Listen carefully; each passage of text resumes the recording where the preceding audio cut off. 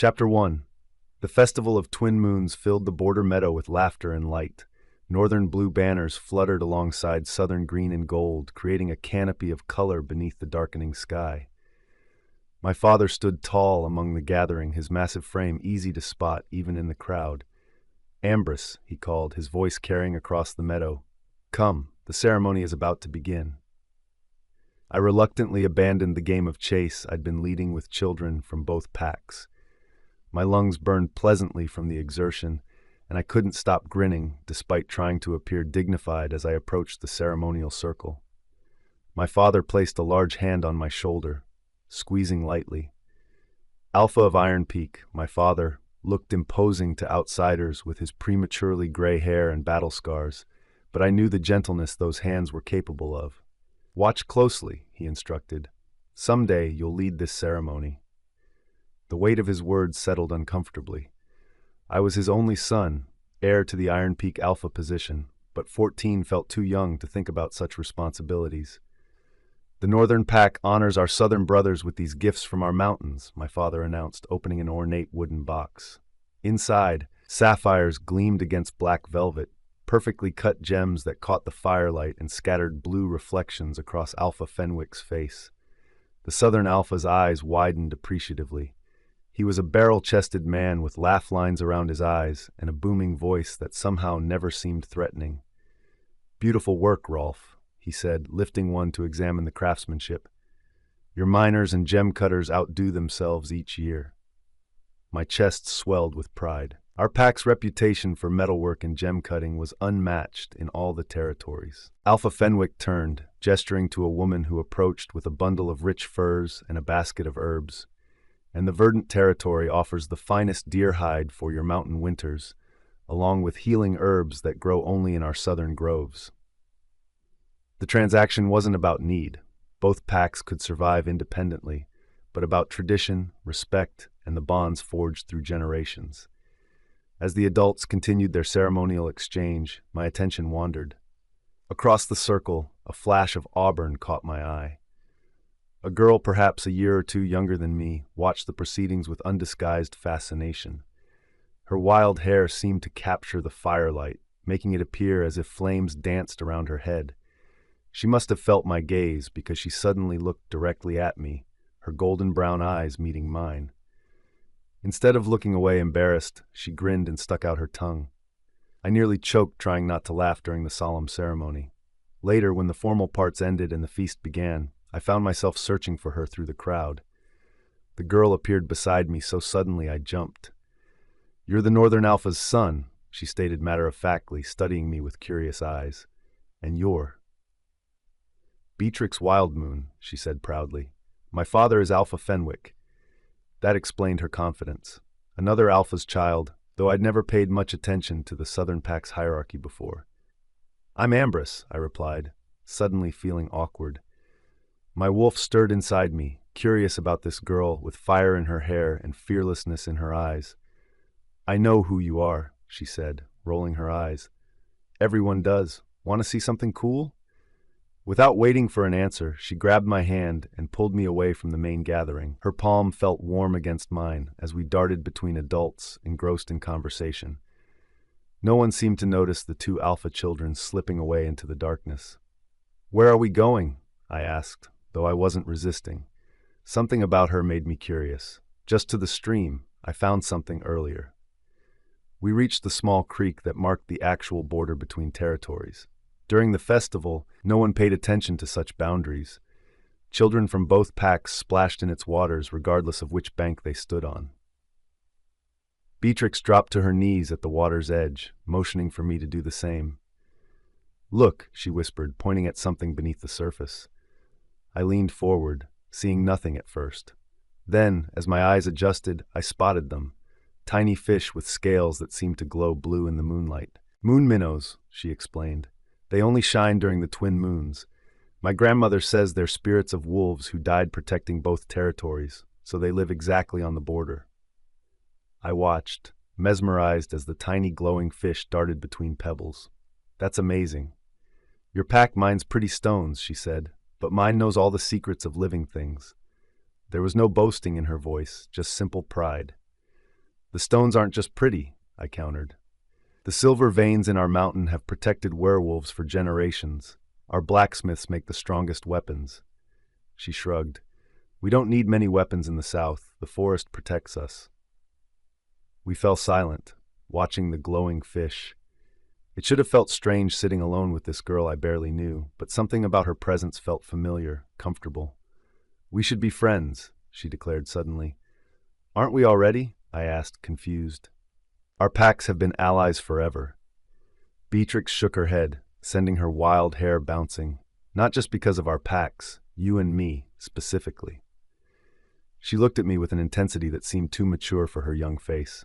I just think we should be friends. My wolf rumbled with agreement inside me. Okay, I said. Friends. Her face broke into a brilliant smile that made her entire being seem to glow brighter than the moon minnows. For the next 3 years, the festival became the highlight of my year, though our friendship wasn't limited to that single night. Our pack's territories shared enough border points that meetings weren't difficult to arrange. We met at least once a month, sometimes with other young wolves from both packs, sometimes just the two of us. We explored caves in my territory and ancient oak groves in hers. She taught me to identify healing plants. I showed her how to find gemstones hidden in ordinary-looking rocks. The day we both experienced our first shifts remains the clearest memory of that time. I was 12, old enough that the shift wasn't unexpected, but young enough that the timing couldn't be predicted. It happened during a full moon when both our packs gathered at the border meadow for the monthly hunt. The first wave of pain hit me during dinner. I dropped my plate, doubling over as fire seemed to spread through my limbs. Around me, adults reacted immediately, recognizing the signs. It's happening, my father said, his voice a mixture of pride and concern. Ambrus is shifting. Through my pain, I heard someone say, "So young," a sign of alpha strength. I barely registered being carried to a private tent where my parents stayed with me while my body broke and reformed itself. The pain was excruciating, bones cracking and reshaping, organs shifting, skin stretching to accommodate my new form. When it finally ended, I stood on 4 paws, my senses overwhelmed by new information. Sounds I'd never noticed before filled my ears. Scents told stories I'd never been able to read. My father, now shifted into his massive gray wolf form, stood before me, his blue eyes assessing my new shape. You are strong, his thoughts pushed into mine through the pack bond. A true alpha heir. My mother's smaller white wolf circled me, her joy pulsing through the bond. I caught a glimpse of myself in a polished silver mirror someone had brought into the tent, a black wolf with striking silver markings that matched the streaks in my human hair. When we emerged from the tent, the gathered packs erupted in congratulatory howls. Alpha wolves shifted early, but even for an alpha child, 12 was impressively young. I felt both proud and self-conscious under their attention. Then another commotion broke out across the gathering. Excited voices and concerned tones mixed together. Another shift? Both on the same night? Has that ever happened before? Through the crowd, I saw Alpha Fenwick rushing toward another tent, his expression mirroring my father's moments earlier. My father and I exchanged glances, and I knew what he was thinking. Beatrix. For a first-time shifter to change twice in one night was dangerous, so I remained in wolf form, pacing outside our tent while waiting for news. An hour later, the Southern Alpha emerged, his face split with a proud grin. The spirits have blessed both packs tonight, he announced. My daughter has made her first shift. As if on cue, a small russet-colored wolf with golden highlights padded out behind him. Her wolf was lean and quick-looking where mine was already showing signs of the bulk I would develop. But her eyes, those same golden brown eyes, were unmistakable. Our gazes locked across the gathering, and without warning, she bounded toward me. Adult wolves moved quickly to intercept her. First shifts were unpredictable, and wolf instincts sometimes overrode human reason, but Beatrix easily evaded them, skidding to a stop directly in front of me. For a tense moment, everyone watched, ready to intervene if our wolves reacted aggressively. Instead, she playfully nipped at my ear and darted away, clearly inviting chase. My wolf responded instantly, joy flooding through me as we raced away from the astonished adults. We ran through the border meadow, across streams, and into the trees beyond, our new forms exhilarating in their speed and strength. Eventually, we found ourselves atop a small hill overlooking both territories. Sitting side by side under the full moon, our wolves seemed to understand something our human minds hadn't yet fully grasped, that our connection transcended normal friendship. When we howled together, our voices harmonized perfectly, echoing across both northern mountains and southern forests. The last time I saw Beatrix before everything changed, I was 15. We met at our usual spot by the border stream where we'd first seen the moon minnows. She'd brought sweet berries from her territory. I'd brought a small silver pendant I'd helped forge, a wolf with one sapphire eye.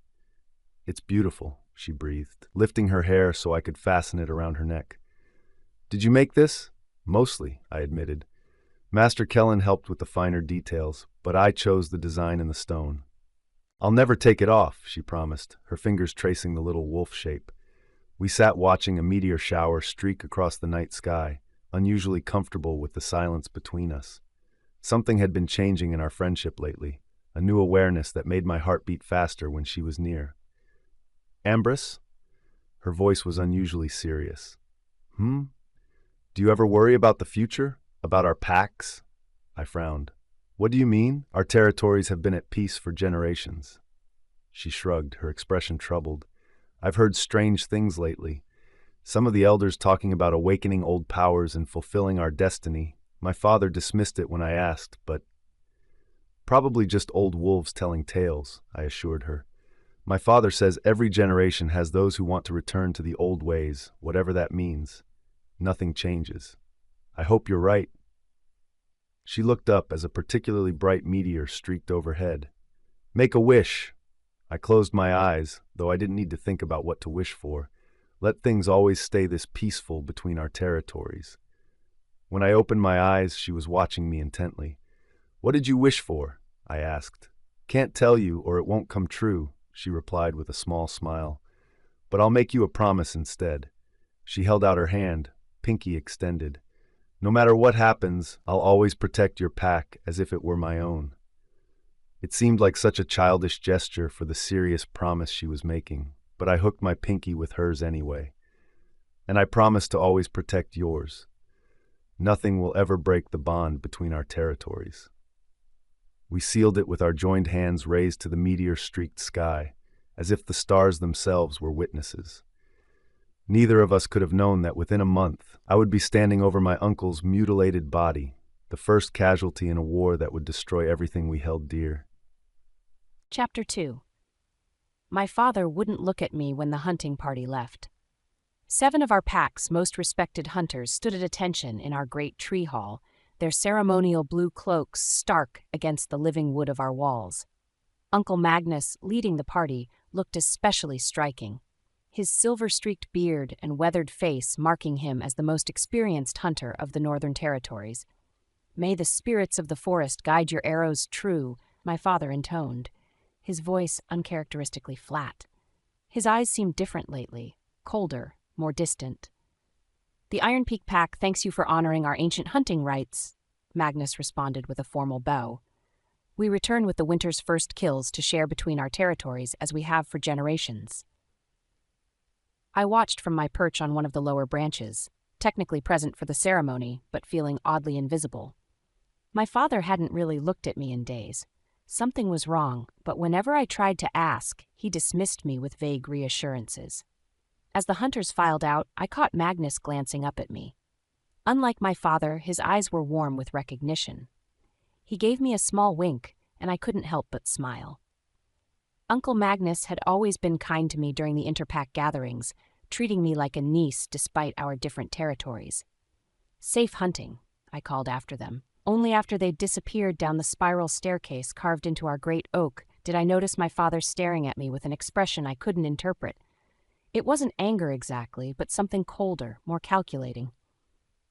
When he saw me noticing, his face immediately softened into a smile that didn't reach his eyes. "Come, Beatrix," he said. "There is something I need to discuss." But there were no discussions, only instructions about staying within our inner territory boundaries for the coming week. No border visits, no wandering. Strange restrictions for me, the daughter of an alpha, when I normally had free reign of our lands. 7 days passed with no word from the northern hunting party. I sat with my best friend Lena at the edge of a small pond, lazily trailing my fingers through the water. Lily pads floated on the surface, their pink flowers closed tight against the autumn chill. "They should have returned by now," I said, voicing the concern that had been building inside me. Lena shrugged, her dark eyes scanning the tree line. "Hunting parties sometimes stay out longer if the game is running well." "Not the northern hunters. They're always precisely on schedule."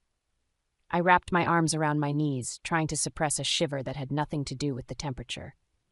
7 days? That's what the treaty allows, no more. "Maybe they got caught in that storm 2 nights ago," Lena suggested. "Had to take shelter." "Maybe." But my wolf disagreed, growling low in my consciousness. Something was wrong. A sudden silence fell over the forest. The birds stopped singing, the insects ceased their constant hum, even the breeze seemed to hold its breath. Lena and I froze, instantly alert to the unnatural quiet. As wolves, even in human form, we knew what silence in the forest meant. Predator. We stood slowly, backs to each other in the defensive position we'd been taught since childhood. My eyes scanned the tree line, looking for movement, while my nose searched for unfamiliar scents. Nothing. Then, a sound, footsteps approaching rapidly from the direction of the main compound. Both of us relaxed slightly at the familiar cadence of pack members running. 3 of our warriors burst into the clearing, their expressions grim. "Beatrix," the lead warrior said, slightly breathless, "your father commands your return immediately." "What's happening?" I demanded, straightening to my full height, not especially impressive at 12, but with enough of my father's alpha presence to make the warrior pause. "There's been an incident with the northern hunting party." My heart dropped like a stone. "Are they okay? Is it Uncle Magnus?" The warriors exchanged uncomfortable glances. "Just come with us, now." The council chamber pulsed with tension when I arrived. Elders sat in a tight circle around my father, their voices hushed but urgent. All fell silent when I entered. My father stood, his powerful frame blocking the light from the high windows. "Beatrix, you should be in your quarters." "What's happened to the northern hunters?" I demanded, ignoring protocol.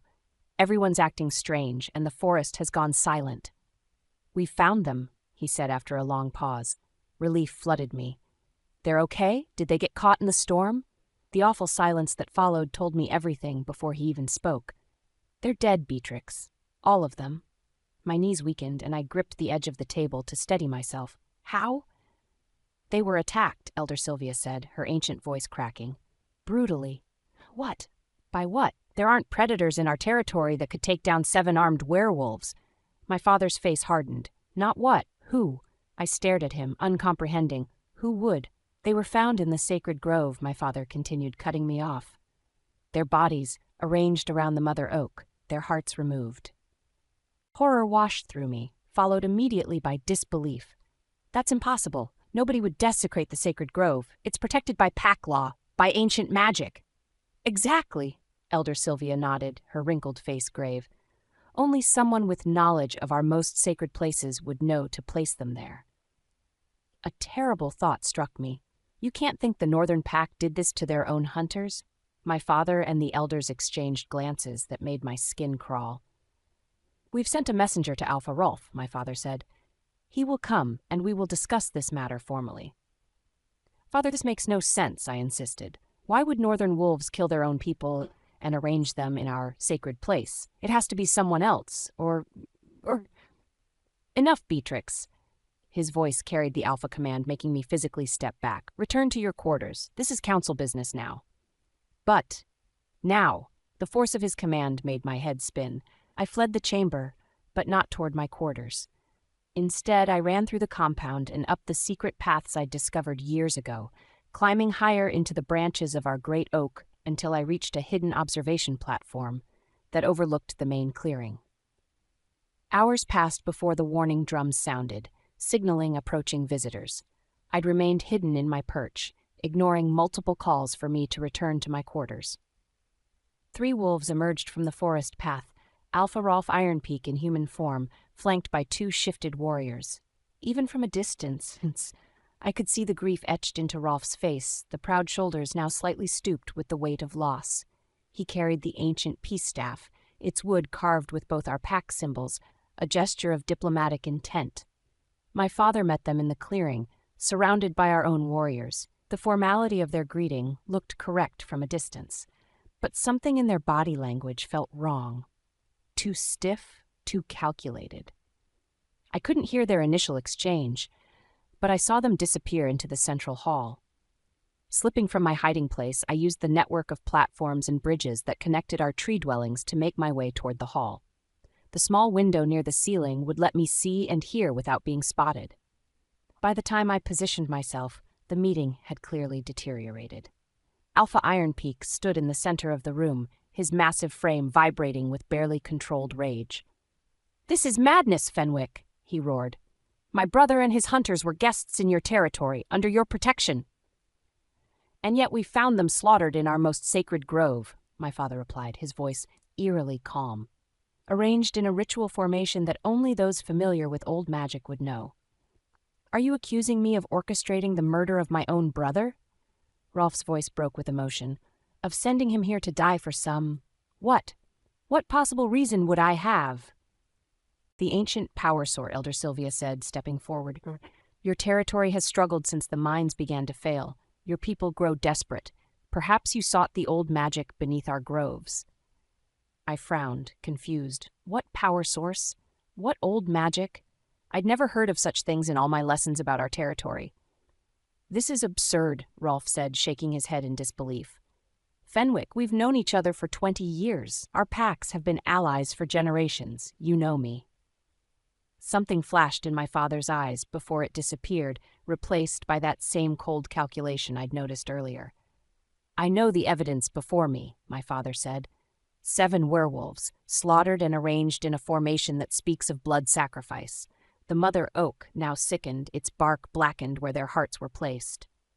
"I came here in peace," Rolf said, lifting the staff, "to mourn my brother and seek justice together. If some third party threatens both our packs, we must unite against them." "There is no third party," my father said, his voice suddenly hard as steel. "Only northern ambition reaching beyond its territory." What happened next unfolded so quickly I barely registered the sequence. My father made a subtle gesture. Warriors I hadn't noticed positioned in the shadows sprang forward.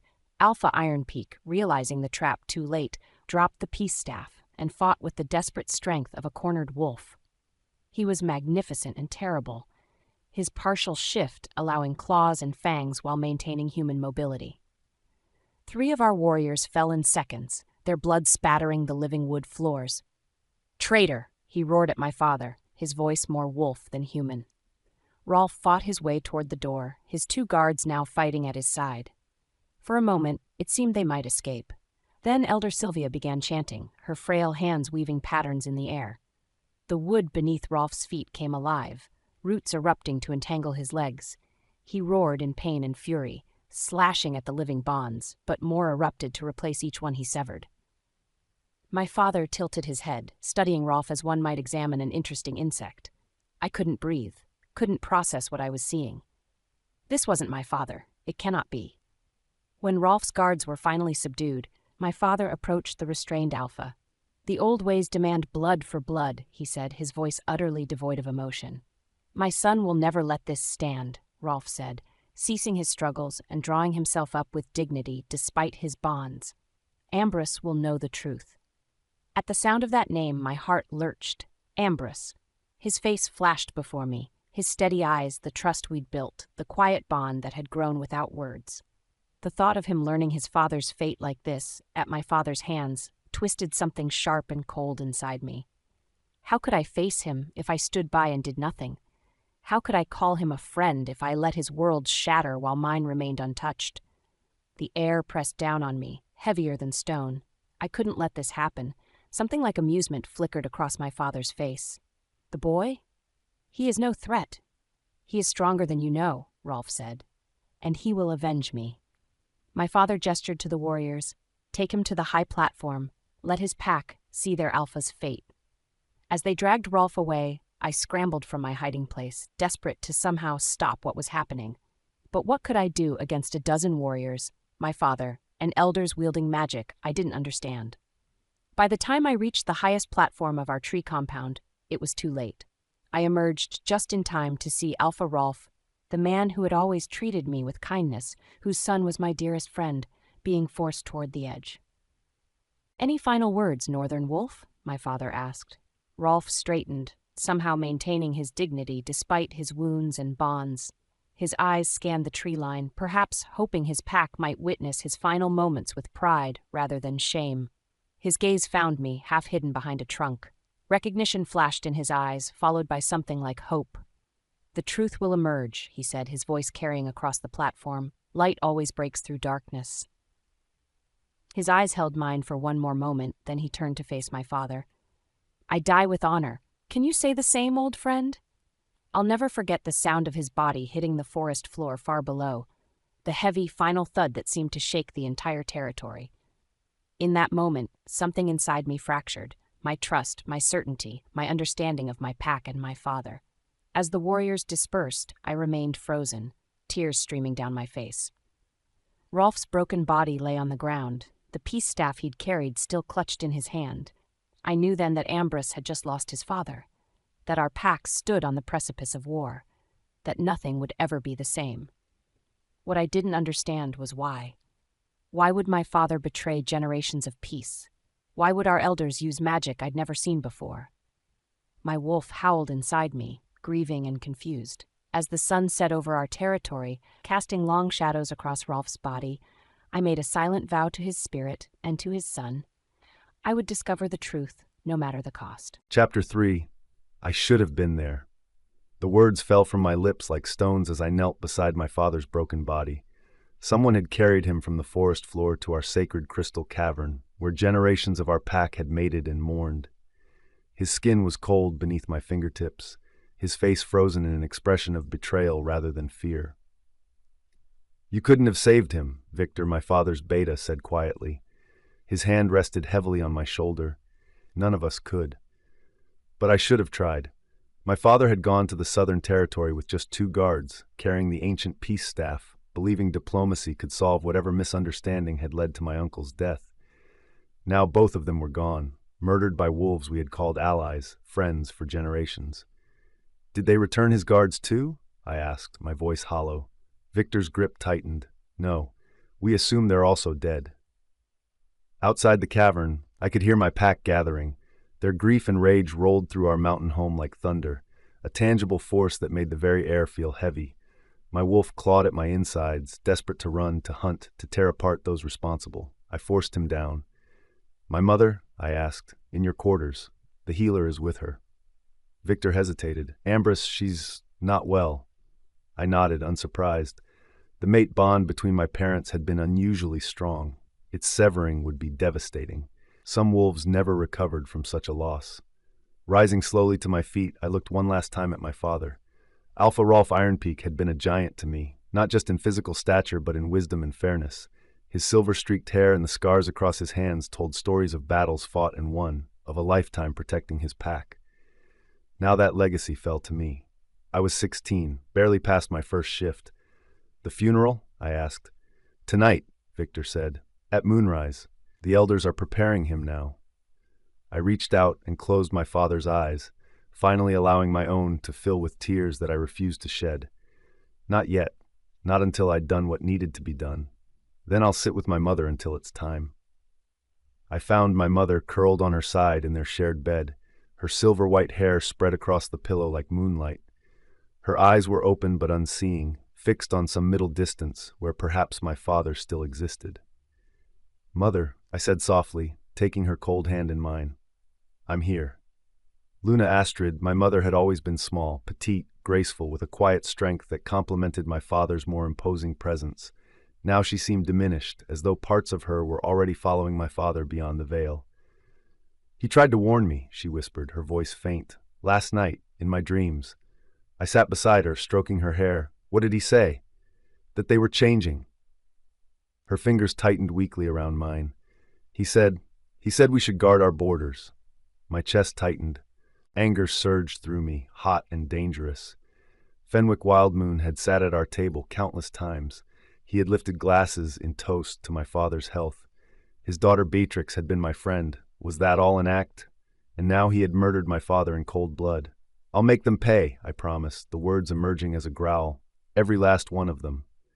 My mother's eyes finally focused on my face. "Ambrus," she whispered, Mesa. She broke off, coughing weakly. Her eyes slid closed, exhaustion claiming her.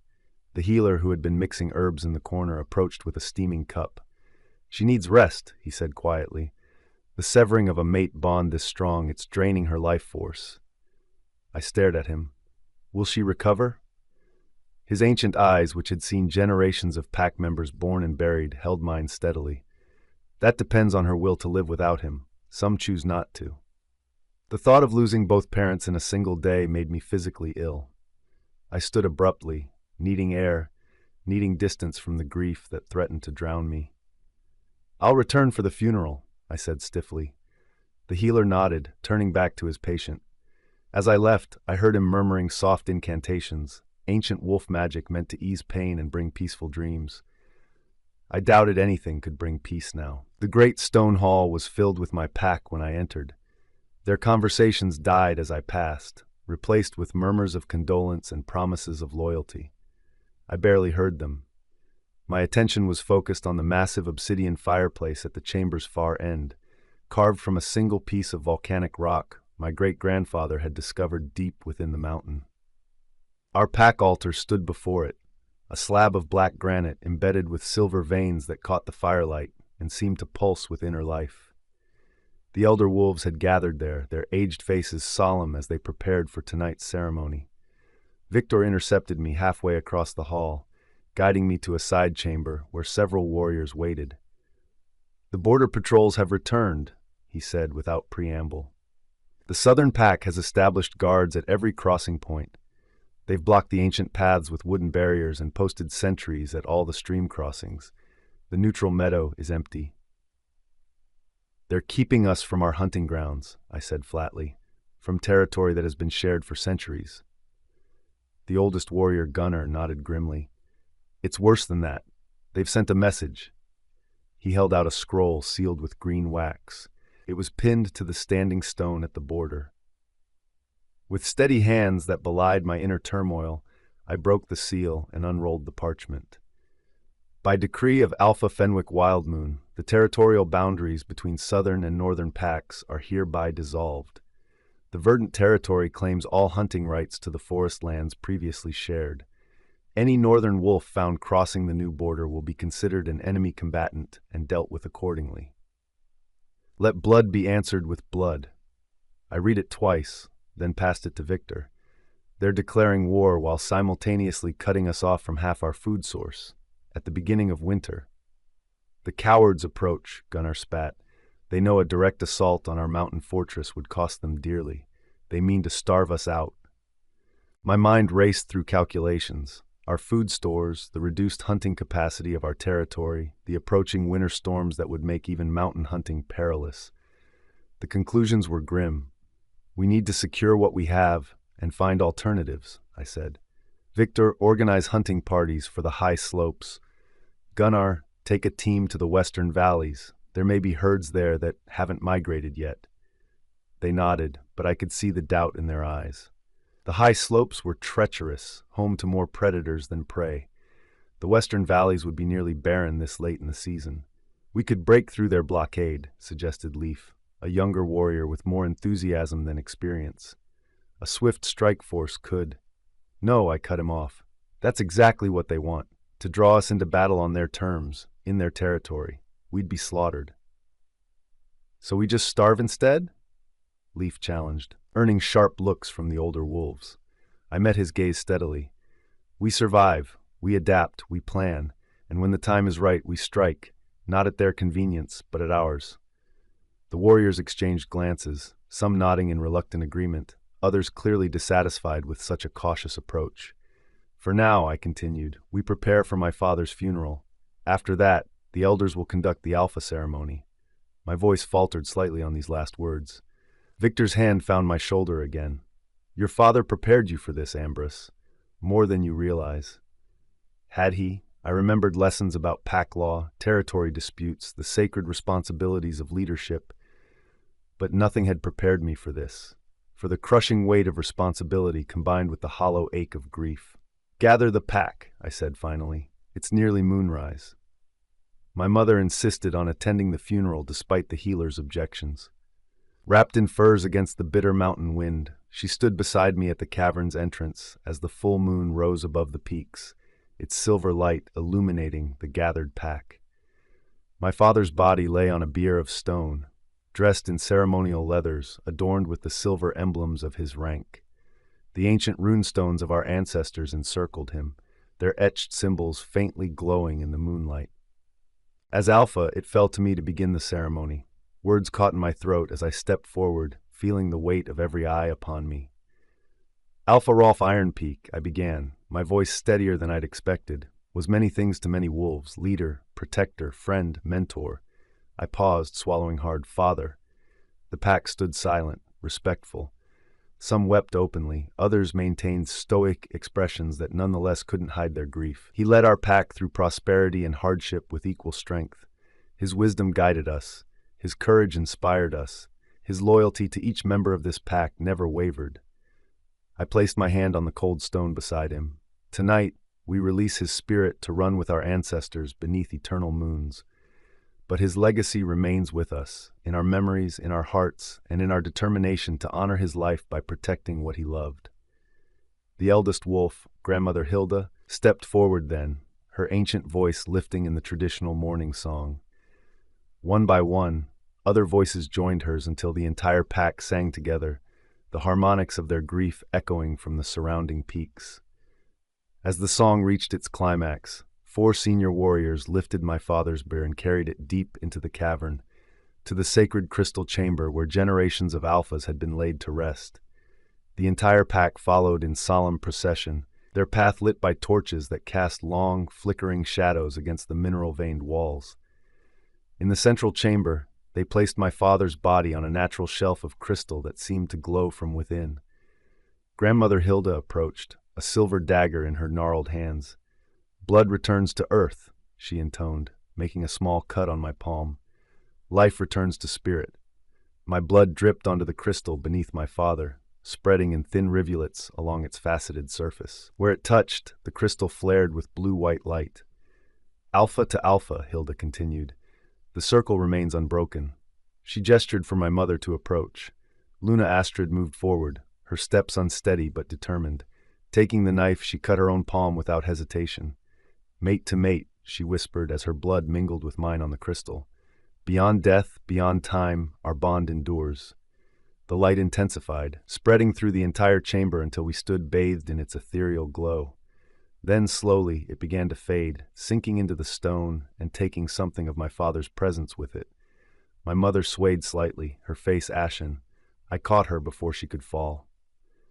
"I've done my part," she murmured against my shoulder. "He knows I was here."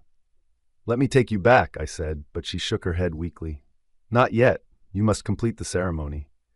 Grandmother Hilda approached with a shallow bowl filled with ash from our sacred forge. "Kneel, Ambrus," she commanded. The pack formed a circle around us as I knelt on the crystal floor. Hilda dipped her thumb into the ash and drew a symbol on my forehead, the ancient rune for leadership. "By blood and by right, the mantle passes to you," she proclaimed. "Rise, Alpha Ambrus Ironpeak, protector of the northern pack." As I stood, the pack dropped to one knee, heads bowed in formal acknowledgement of my new status. The gesture should have felt empowering. Instead, it only reinforced the immensity of what I'd lost and what I now carried. I cleared my throat. "As my first decree as Alpha, I declare this: no southern wolf will ever again set paw in our territory. The border is sealed. The ancient alliances are broken. From this day forward, they are not our friends, they are our enemies." A murmur of approval ran through the pack. Only my mother's face showed concern. Days passed, blending into weeks. Winter descended upon our mountains with unusual ferocity, as if nature itself mourned my father's death. Hunting parties returned with meager catches, a few mountain hares, the occasional undernourished deer. We instituted strict rationing, prioritizing the youngest and oldest members of our pack. My mother grew weaker by the day. The healer moved permanently into our quarters, his ancient face increasingly grim as his remedies failed to spark her will to live. I spent every free moment at her bedside, telling her about pact decisions, pretending she was still advising me, desperately trying to tether her to life. One night, as a blizzard raged outside our mountain fortress, I returned from a border patrol to find her conscious, her eyes clearer than they had been in weeks. "Ambrus," she called softly as I entered. "Come sit with me." I obeyed, taking her frail hand in mine. Her skin felt like parchment, fragile and translucent. The healer withdrew discreetly, giving us privacy. "You look more like him every day," she said, studying my face. "He would be proud of how you've led the pack through this crisis." "I'm not sure he would," I admitted. "We're struggling, Mother. The hunting grows worse. Some of the elders are volunteering for dangerous missions, knowing they probably won't return." Her fingers tightened slightly around mine. "Your father always said leadership isn't about preventing hardship. It's about moving through it with integrity. You're doing that." "I feel like I'm failing everyone," I whispered. "Like I'm too young, too inexperienced. They need someone stronger." "Strength comes in many forms," she said. "Your father was physically imposing, yes, but his true power came from his compassion, his willingness to listen, his ability to see beyond immediate problems to long-term solutions." She paused, her breathing labored. "Don't let grief turn you into something you're not, Ambrus. Don't let hatred guide your decisions." I looked away, unable to meet her knowing gaze.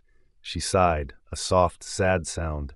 Before I could answer, she was seized by a coughing fit that left specks of blood on her lips. The healer rushed back, pressing a cup of herbal tea to her mouth. When the fit subsided, she sank back against her pillows, exhausted. "I need to rest," she murmured, her eyes already closing. The healer's face told me everything I needed to know. She wouldn't wake again. I stayed with her through the night as the blizzard howled around our mountain home. Near dawn, her breathing changed, becoming shallow and irregular. I held her hand tighter, as if I could physically keep her with me. "Mother," I whispered, "I need you." Her eyes fluttered open one last time, focusing on something beyond my shoulder. A smile touched her lips. "Rolf," she breathed, "I've missed you." Her hand went limp in mine. The mate bond, already stretched thin by death, finally severed completely.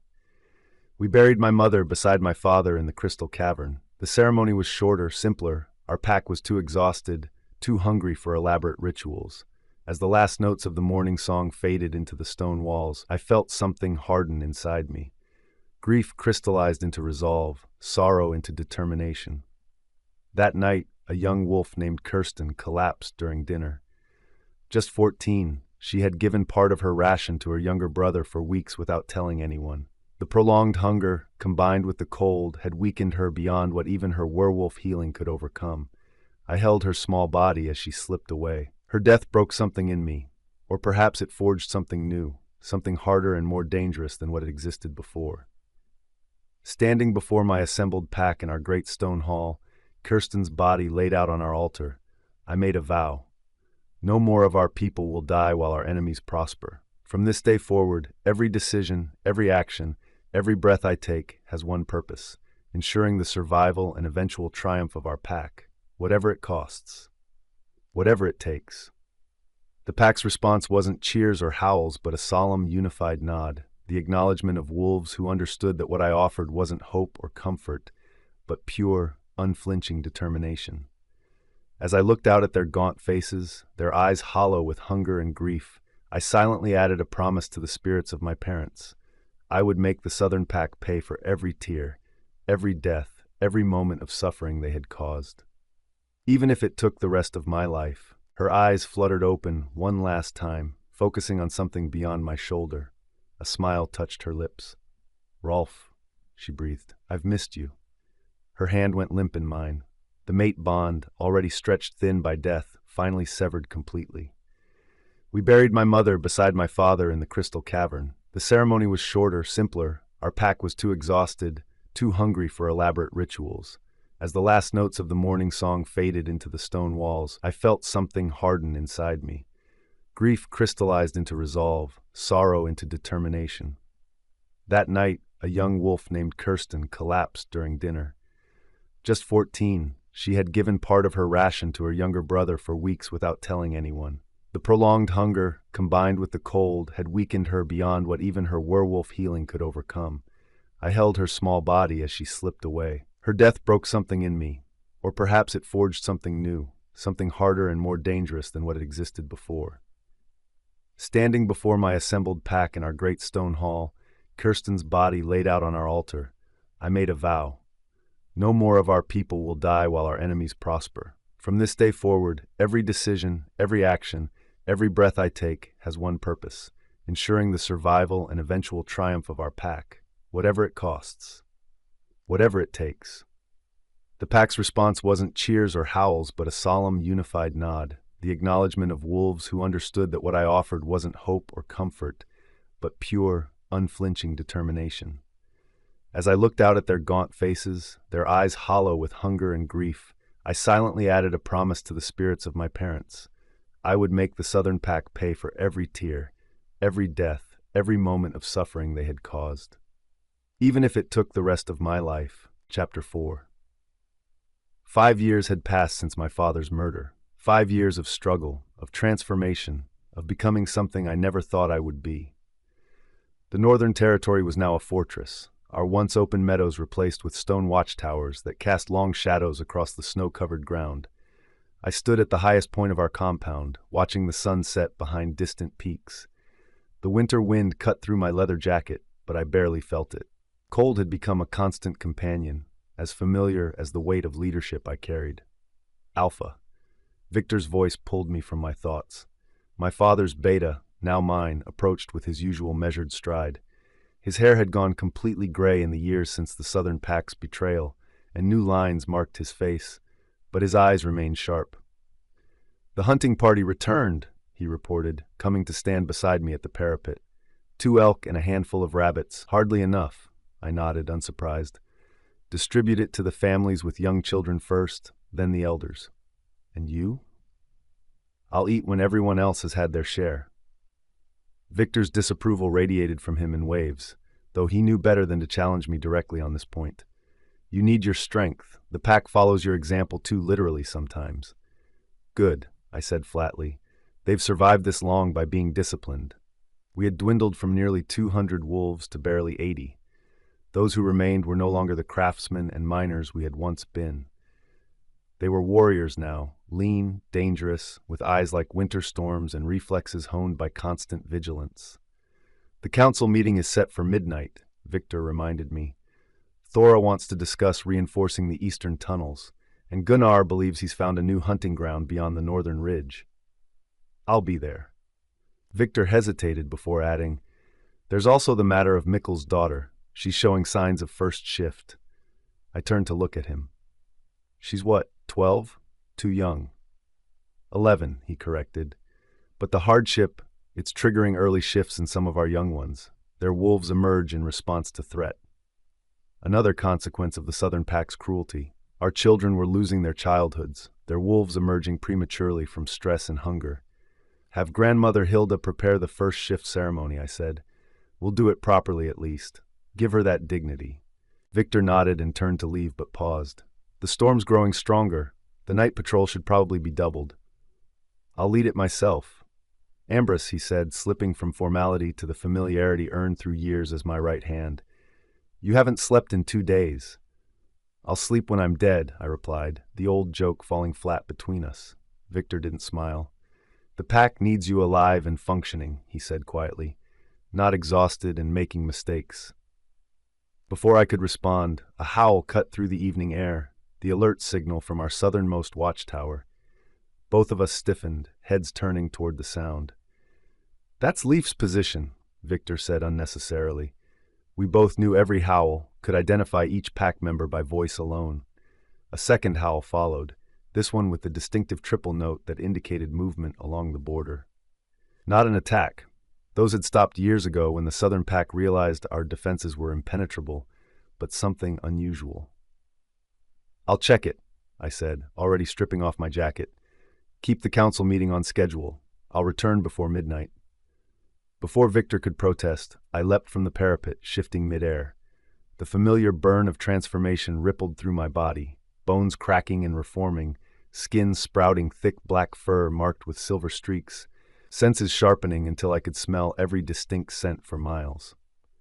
I hit the ground on 4 paws, absorbing the impact with practiced ease, and took off toward the southern border at a full run. The snow parted beneath my massive paws as I raced through the twilight, my wolf reveling in the freedom of movement after hours of human stillness. 3 younger wolves fell into formation behind me as I passed the training grounds.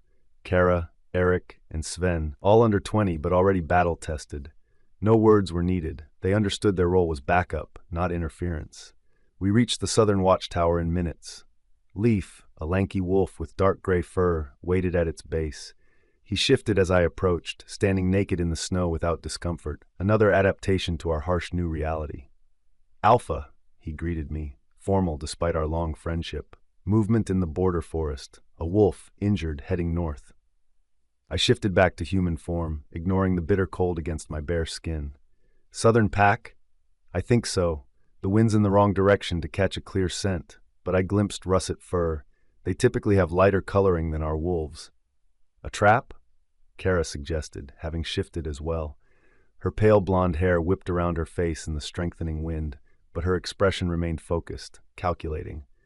Possibly, I admitted, but a strange one. They haven't attempted direct engagement in years. Eric, still in wolf form, growled low, a sound of warning rather than aggression, his amber eyes fixed on something beyond the trees that marked our territory's edge. I followed his gaze and caught a flash of movement, a stumbling figure barely visible through the thickening snow.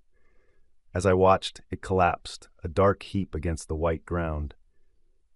"Hold position," I ordered, shifting back to wolf form. My pack obeyed, though I sensed their unease as I approached the border alone. The scent hit me as the wind shifted. Blood, lots of it, mixed with pine and wildflowers and something else, something that tugged at buried memories I couldn't quite place. Southern pack, definitely, but not the cloying sweetness their warriors usually carried. This was cleaner somehow, familiar in a way that made my wolf restless. The figure lay just beyond our formal boundary, a russet-colored wolf with blood matting its coat. Deep claw marks scored its ribs and back, battle wounds, the kind inflicted to cause pain rather than kill. I approached cautiously, alert for any sign of ambush. The injured wolf didn't move except for the shallow rise and fall of its rib cage. Close now, I could see it was female, smaller than our wolves, with unusual golden highlights in her fur. She appeared to be unconscious, her body temperature dropping dangerously in the snow. Something about her called to me, some half-remembered scent or shape that made my wolf pace anxiously within me. I circled her once, searching for threats or traps, finding none, just an injured she-wolf alone and dying in a blizzard. Decision made, I let out a short howl, summoning my pack members. They appeared within seconds, shifting to human form as they approached. "Southern pack," I confirmed, having shifted back myself. "Female, severely injured." "We should leave her," Sven said immediately, his voice hard. At 20, he'd spent a quarter of his life in this cold war, losing his mother and sister to starvation during the worst winter. "Or finish her, one less enemy." "She's no threat in this condition," Kara observed, more pragmatic than compassionate. Leaf knelt beside the unconscious wolf, examining her wounds with clinical detachment. "These are from her own kind," he said, pointing to distinctive claw patterns. "See how they curve, wolf-inflicted but with deliberate cruelty." "Why would they attack one of their own?" Eric asked, confusion evident in his young face. I had no answer. The Southern pack had always maintained stricter discipline than ours, but outright violence against pack members was rare in wolf society. It went against our most basic instincts. "Bring her to the holding cells," I decided finally. "Fetch the healer." Sven's head snapped up. "Alpha, you can't be serious. Bringing an enemy into our territory." "I didn't ask for your opinion," I cut him off coldly. "She may have valuable information, and she's hardly a threat in this condition." "Leaf, carry her. Kara, run ahead and alert the guards. Eric, take the watchtower position until relief arrives. Sven with me." They obeyed without further question, though Sven's disapproval radiated from him in waves. As Leaf gently lifted the unconscious wolf, she shifted involuntarily, a common response to severe injury in our kind, as our human forms heal differently than our wolves. The woman who appeared in the wolf's place was in her early 20s, with matted auburn hair darkened by mud and blood. Her clothes, what remained of them, were torn and soaked, suggesting she'd fled in haste. Most telling was a mark on her left shoulder blade, visible through her shredded shirt, a tattoo of a tree surrounded by stars, the emblem of the Southern Pack. "Well, that confirms it," Leaf muttered, adjusting his hold to support her limp form. "Definitely one of theirs." I nodded.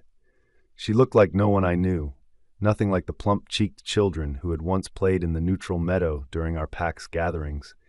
And yet my wolf paced restlessly within me, drawn to her in a way that made me deeply suspicious of my own instincts. "Move," I ordered, turning away from her still form. The storm's worsening. The holding cells were deep within our mountain fortress, reinforced caverns carved into the living rock. Originally storage for precious metals and gems when our pack had been craftsmen rather than warriors, they now served to contain threats and prisoners. We'd had few of either over the years. The Southern Pack preferred economic warfare to direct confrontation, and other supernatural threats tended to avoid our heavily fortified territory. I stood outside the strongest cell as Grandmother Hilda, our healer and eldest pack member, tended to the unconscious woman inside. The old wolf's gnarled hands moved with practiced efficiency, cleaning wounds and applying poultices with a gentleness that belied her usual gruffness. "Well?" I asked when she finally straightened. "She'll live," Hilda said, wiping blood from her hands. "Though she's been through hell to get here. These wounds are 3, maybe 4 days old. She's been running injured all that time with no food and little water." "What caused the wounds?" "Wolf claws, without question.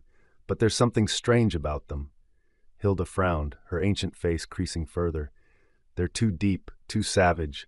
No normal wolf could inflict this kind of damage with a single strike, even an alpha." That aligned with what Leaf had noted at the border. Could it be something else? Something disguising itself as a wolf attack? Hilda's sharp eyes met mine. "Clever boy. Yes, that's possible. There are creatures that mimic wolf attacks to hide their true nature. But why target one of their own?" Before I could respond, Victor appeared at the cell door, his expression grave. "The council is waiting, Alpha." I nodded. "Keep her sedated until I return," I instructed Hilda. "And post guards, wolves you trust implicitly. No one enters this cell but you and me." The old healer nodded, returning to her patient. As I turned to leave, the woman on the cot stirred slightly, a soft sound escaping her lips. Not quite a word, but something pained and lost that made my chest tighten unexpectedly. I forced the reaction down and followed Victor through the winding tunnels that led to our council chamber. My beta was uncharacteristically quiet, his scent betraying concern. "Say it," I prompted as we walked. "This is dangerous," he said finally, "bringing a southern wolf into our stronghold, especially now." "Now? The pack is hungry, angry. They've lost too much. If they think you're showing mercy to the enemy—" I stopped, turning to face him directly. "You think I've gone soft? That I've forgotten what they did to us? To my parents?" Victor met my gaze steadily. "I think you're still the boy who once played with southern wolf cubs during summer festivals somewhere beneath all that ice, and I think that boy recognized something in this stranger." His perception was uncomfortably accurate. I resumed walking, setting a faster pace. "She might have valuable information. That's all." "If you say so." "I do say so," I snapped. And that's the end of it. The council chamber fell silent as I entered. 5 of my most trusted pack members seated around a table carved from a single slab of mountain granite. Thora, our head of security, Gunnar, our master hunter, Elsa, our resource manager, Magnus's widow Freya, who represented the pack's families, and Hilda's son Bjorn, our lore keeper. Victor took his place at my right hand as I sat at the head of the table. "You've heard about our guest," I said without preamble. Nods all around, some more disapproving than others. "I've placed her in the secure holding cell until we determine why a southern wolf was fleeing her own pack with what appear to be punishment wounds." "Or what appears to be a southern wolf," Thora said, her scarred face impassive. "It could be a trick, a plant." "To what end?" Freya asked. "They've had us under siege for years. Why attempt infiltration now?" "Perhaps their strategy is changing," Gunnar suggested. His once robust frame had grown leaner over the harsh years, but his mind remained sharp. Their territory has its own problems. The game has thinned there too. All the more reason to be cautious, Thora insisted. Desperation breeds treachery. I raised a hand, silencing the debate. The woman is unconscious and severely injured. She poses no immediate threat. When she wakes, I'll question her myself. And if she lies? Bjorn asked, speaking for the first time. The lore keeper was the youngest council member, but often the most insightful. I'll know, I said with more confidence than I felt. Something about this woman unsettled me, made me question instincts I'd relied on for years. The council accepted my decision with varying degrees of reluctance. We moved on to other matters, the reinforcement of the eastern tunnels, Gunnar's potential new hunting ground, the upcoming first shift ceremony for Mikkel's daughter. Practical concerns that kept our diminished pack functioning in a world that had become increasingly hostile. Throughout it all, my mind kept returning to the unconscious woman in our holding cell. Who was she? Why had our own pack turned on her? After the council dispersed, I returned to the cells alone. Hilda had gone, leaving a young warrior named Tomas on guard duty. He straightened as I approached. "Any change?" I asked. "She was restless about an hour ago," he reported, crying out in her sleep. The healer gave her something to keep her calm. I nodded. "You're relieved. I'll keep watch." Tomas looked uncertain. "Alone, Alpha? Is that wise?" "Are you questioning my ability to handle a half-dead prisoner?" He flushed. "No, Alpha, of course not." He handed me the cell keys and departed quickly, his embarrassment trailing behind him like a scent marker. Alone, I unlocked the heavy iron door and stepped inside. The cell was small but not cruel, a stone cot with furs, a small brazier for warmth, a basin of water. The woman lay motionless beneath the furs, her breathing shallow but steady. I approached cautiously, studying her in the dim light. She was thin, too thin, with hollowed cheeks and shadows beneath her eyes. Her auburn hair, cleaned of blood now, spread across the pillow in tangled waves. In sleep, with the tension gone from her face, she looked younger, more vulnerable. Something about the curve of her cheek, the shape of her mouth, tugged at buried memories. I found myself reaching out without conscious thought, my fingers hovering inches from her face. Her eyes snapped open. Golden brown with flecks of green, they fixed on mine with startling clarity. For a moment, neither of us moved or spoke. Then her gaze focused properly, taking in my face, and stark terror replaced that momentary connection. She scrambled backward on the cot, wincing as the movement pulled at her injuries. Good, she knew who I was. "Don't," she gasped, her voice hoarse. "Please." I stepped back, keeping my movements slow and controlled. "You're safe," I said, the words feeling strange in my mouth. "For now," I added. "You're in the Northern Territory. We found you collapsed at our border." Her eyes darted around the cell, assessing, calculating. Intelligence sharpened her gaze despite her fear. "A prison cell doesn't feel particularly safe," she managed, pressing herself against the wall. "A precaution," I said. "We don't typically welcome southern wolves into our home." Her hand moved instinctively to her left shoulder, where the tattoo marked her as enemy. "You know what I am, then?" "We know where you came from," I corrected. "We don't know who you are or why your own pack tried to kill you." She flinched at that, pain flashing across her face that had nothing to do with her physical wounds. It wasn't them, not really." Her voice dropped to a whisper. "What's your name?" I asked, keeping my voice neutral despite the sudden racing of my thoughts. She hesitated, her eyes calculating again. "Elena," she said finally. "Elena Moorwind." The lie was subtle but unmistakable. A slight shift in her scent, a barely perceptible change in her heartbeat. Interesting. Not her real name, then. But why lie about something so easily disproved? "Well, Elena Moorwind," I said, letting her hear that I didn't believe her. "I am Ambrus Iron Peak, Alpha of the Northern Pack, and you're going to tell me exactly what happened." Fear flashed across her face again. "My family was executed," she said, her voice steadier now, "for crimes against the Pack. I escaped during the execution." "What crimes?" Her eyes dropped. "Theft. We took food meant for Pack warriors. My family was hungry. The rationing..." She broke off, swallowing hard. "It didn't matter. They killed them anyway. My parents. I only got away because a guard took pity on me." Another lie, or at least a partial one. Her scent had shifted again, more subtly this time. Parts of her story were true. "And you've been running ever since?" She nodded. "Living as a rogue. It's been difficult." That at least rang true. The evidence was written on her too thin frame, in the wary alertness that never left her eyes. Why come north? You must know our history with your pack. I had nowhere else to go, she said simply. The other territories would turn me away as soon, at least with you. She shrugged slightly, wincing again. Well, a quick death seemed better than slowly starving as a rogue. I studied her for a long moment. Her story made a certain desperate sense. And yet every instinct I possessed told me there was more, that she wasn't saying. You'll remain here until your wounds heal, I decided. You'll be fed and treated fairly, but you will not be allowed to move freely in our territory. Relief crossed her face, quickly masked. Thank you, she said quietly. I turned to leave, then paused at the door. One more question, Elena Morwind. How old are you? She blinked, surprised by the seemingly random inquiry. 21. Why? I nodded, not answering her question. 21. Rest, I said shortly. The healer will return soon. I locked the cell door behind me, posting a new guard with instructions to alert me immediately if our prisoner's condition changed. Then I retreated to my own quarters, high in the mountain where the cold air could clear my thoughts. Tomorrow I would question her more thoroughly. Tomorrow I would uncover whatever secrets Elena Morwind was hiding. Chapter 5. I woke with a start, my heart hammering against my ribs. The stone walls of the cell seemed to close in around me, and for a moment I couldn't remember where I was. Then the pain hit, sharp stabs across my back where claws had torn into my flesh, a dull ache in my limbs from days of running. The Northern Pack. I'd made it to their territory, and their alpha was Ambrus. My friend. The boy I'd never forgotten, now transformed into a man whose cold eyes had studied me like I was something dangerous. He hadn't recognized me.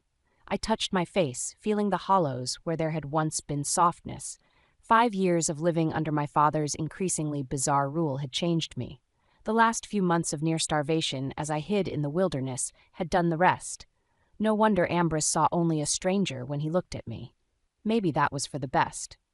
If he knew who I really was. A key scraped in the lock, and I tensed, pulling the furs tighter around my body. The door swung open to reveal an ancient woman, her white hair braided in a complex pattern that marked her as a pack healer. She carried a tray with what smelled like broth and bread. Good, you're awake. Her voice was surprisingly strong for someone so weathered by time. I am Hilda. I've been tending your wounds. I nodded, suddenly aware of the clean bandages wrapped around my torso. Thank you. She set the tray beside me on the stone cot. Eat slowly. Your stomach will reject it otherwise. The scent of the broth made my mouth water painfully. I couldn't remember the last time I'd eaten a proper meal. With trembling hands, I lifted the bowl to my lips, forcing myself to sip rather than gulp. Hilda watched me with keen eyes that missed nothing. Southern wolf, she observed. But you don't carry yourself like they're warriors. I lowered the bowl. I wasn't a warrior. No? She raised an eyebrow. Those scars on your arms tell a different story. Training marks. I've treated enough of them to know. I glanced down at the thin, white lines that crossed my forearms, evidence of the combat training my father had suddenly insisted upon 3 years ago. One of the first signs something was changing in our pack. Everyone trained, I said carefully. My alpha believed all pack members should know how to defend themselves. Hilda made a non-committal sound, her ancient eyes studying me with uncomfortable intensity. Our alpha says your name is Elena Morwind. I nodded, the lie sitting heavy on my tongue. I hated the deception, but I wasn't ready for Ambrus to know who I really was. Not until I understood his intentions. Not until I could be sure he wouldn't kill me on the spot for being Fenwick Wildmoon's daughter, not that I didn't deserve it. Strange, Hilda continued. I knew most of the Southern Pack families before the conflict. Don't recall any Morwinds. My heart skipped. We were a small family, lived on the eastern edge of the territory. She didn't sound convinced, but she didn't press further. Instead, she checked my bandages with practiced hands, her touch gentle despite her gruff manner. Your wounds are healing well, faster than I'd expect given your condition. I've always been a quick healer, I said, relieved to speak a truth for once. That mostly happens to strong bloodline, she stated matter-of-factly, making my blood freeze. I looked away, focusing on my broth. My mother's side had some connection to leadership, generations back. Hilda snorted. Maybe she didn't believe my lies. However, she gathered her supplies. Finish eating. The Alpha will return soon to question you. My stomach twisted. He doesn't seem forgiving. Ambrus? Hilda's weathered face softened slightly. He was, once, the kindest pup in the pack, always bringing injured animals for me to heal, standing up for the weaker children. She sighed, her scent shifting to one of old grief. Your people took that boy from us when they murdered his father and left his mother to waste away. Guilt crashed over me like a physical wave. I'm sorry, I whispered. Hilda's sharp eyes assessed me. For what exactly? For all of it? For what my pack did to yours? I set the half-empty bowl aside, appetite gone. Not all of us. Not everyone wanted it this way. Something like surprise flickered across her face, followed by thoughtful calculation. Before she could respond, heavy footsteps approached the cell. That'll be him, she murmured, gathering her things. Remember, eat slowly. And girl? She paused at the door.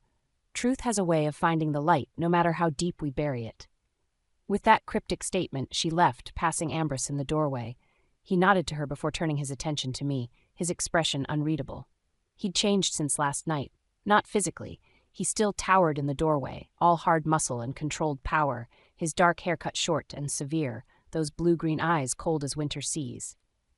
But something in his stance seemed different, more guarded. As if he'd spent the night thinking about me and hadn't liked the conclusions he'd reached. How are your wounds? He asked, his deep voice revealing nothing. Better. I straightened, refusing to cower despite the pain that shot through me. Your healer is skilled. Hilda's kept our pack alive through worse than anyone should endure.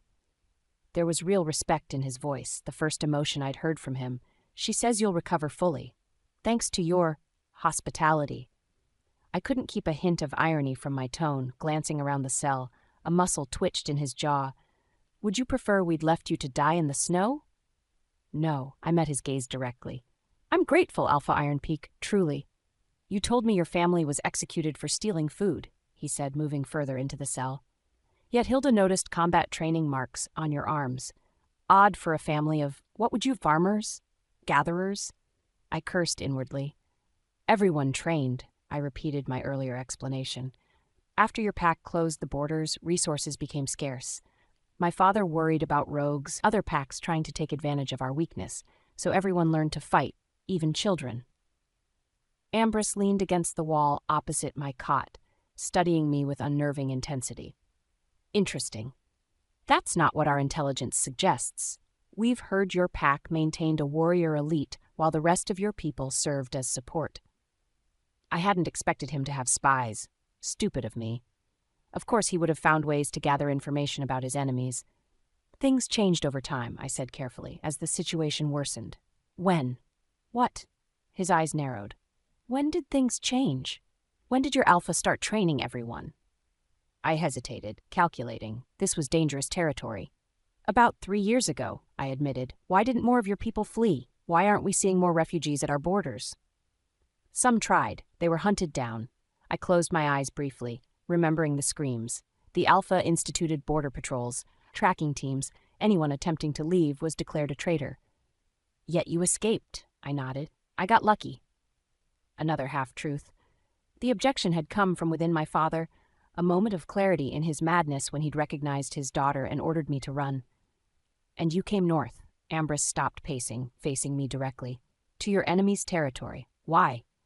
Like I told you last night, I had nowhere else to go. I met his gaze steadily. Eastern packs have alliances with the south. Western territories are too distant. Across water my wolf couldn't cross. North was my only option. Even knowing we might kill you on sight? A quick death seemed better than what awaited me if I was recaptured. I shuddered involuntarily. You haven't seen what they do to traitors. Something in my expression or scent must have convinced him of that truth, at least. His harsh features softened fractionally. You're the first southern wolf we've encountered in years, he said, his voice less cold. It's difficult to adjust my thinking. I understand, and I did. 5 years of believing all southern wolves were murderous enemies wouldn't disappear overnight. I don't expect trust, Alpha. Just time to heal before you send me on my way. He studied me with those penetrating eyes that seemed to see too much. "Who says I'm sending you away?" My heart stuttered. "What? If what you're telling me is true, and I'm not yet convinced it is, you have information about the Southern Pack that could be valuable. Their current strengths, weaknesses, patrol patterns." Cold fear washed through me. "You want me to help you attack them?" "I want to protect my people," he said simply. "They've suffered enough. If your alpha has become as unstable as you claim, that makes him even more dangerous to us." I couldn't argue with that logic, but the thought of helping him plan an assault against my former pack made me physically ill. I don't know much about their defenses," I hedged. "I told you I wasn't a warrior." "But you lived there until recently. You know the territory, the routines." He moved closer, his tall frame casting a shadow over me. "That information could save Northern lives if conflict becomes inevitable." I looked up at him, at the face that had once been so familiar and was now transformed by hardship and responsibility. "And if I refuse, then your welcome here becomes considerably less certain," he said bluntly. The threat was clear. Despite everything, Ambrus Ironpeak didn't want to cast an injured wolf out to die. That remnant of compassion gave me hope. "I need time," I said. "I'm still healing, and I need to come to terms with betraying people who were once my family." He considered this, then nodded once. "Fair enough. We'll revisit this discussion." Relief flooded through me. Time was what I needed most, time to learn what was happening here, time to figure out how to tell him the truth without signing my own death warrant. "Thank you," I said quietly. Ambrus turned to leave, then paused. "One more thing." He spoke my false name with subtle emphasis that told me he still doubted it. "While you recover, you'll be given limited freedom within our territory." I blinked in surprise. "What?" "You'll wear silver shackles that suppress your wolf's strength. You'll be assigned tasks appropriate to your healing state. You'll be watched at all times." His eyes hardened. "If you attempt to escape or communicate with anyone outside our territory, the consequences will be severe. Is that understood?" I nodded, stunned by this unexpected development. "Perfectly." "Good." He studied me one last time, something almost like confusion crossing his face. "There's something familiar about you, Elena. Something I can't quite place." Before I could respond, he was gone, the cell door closing behind him. Though not, I noticed, locked this time.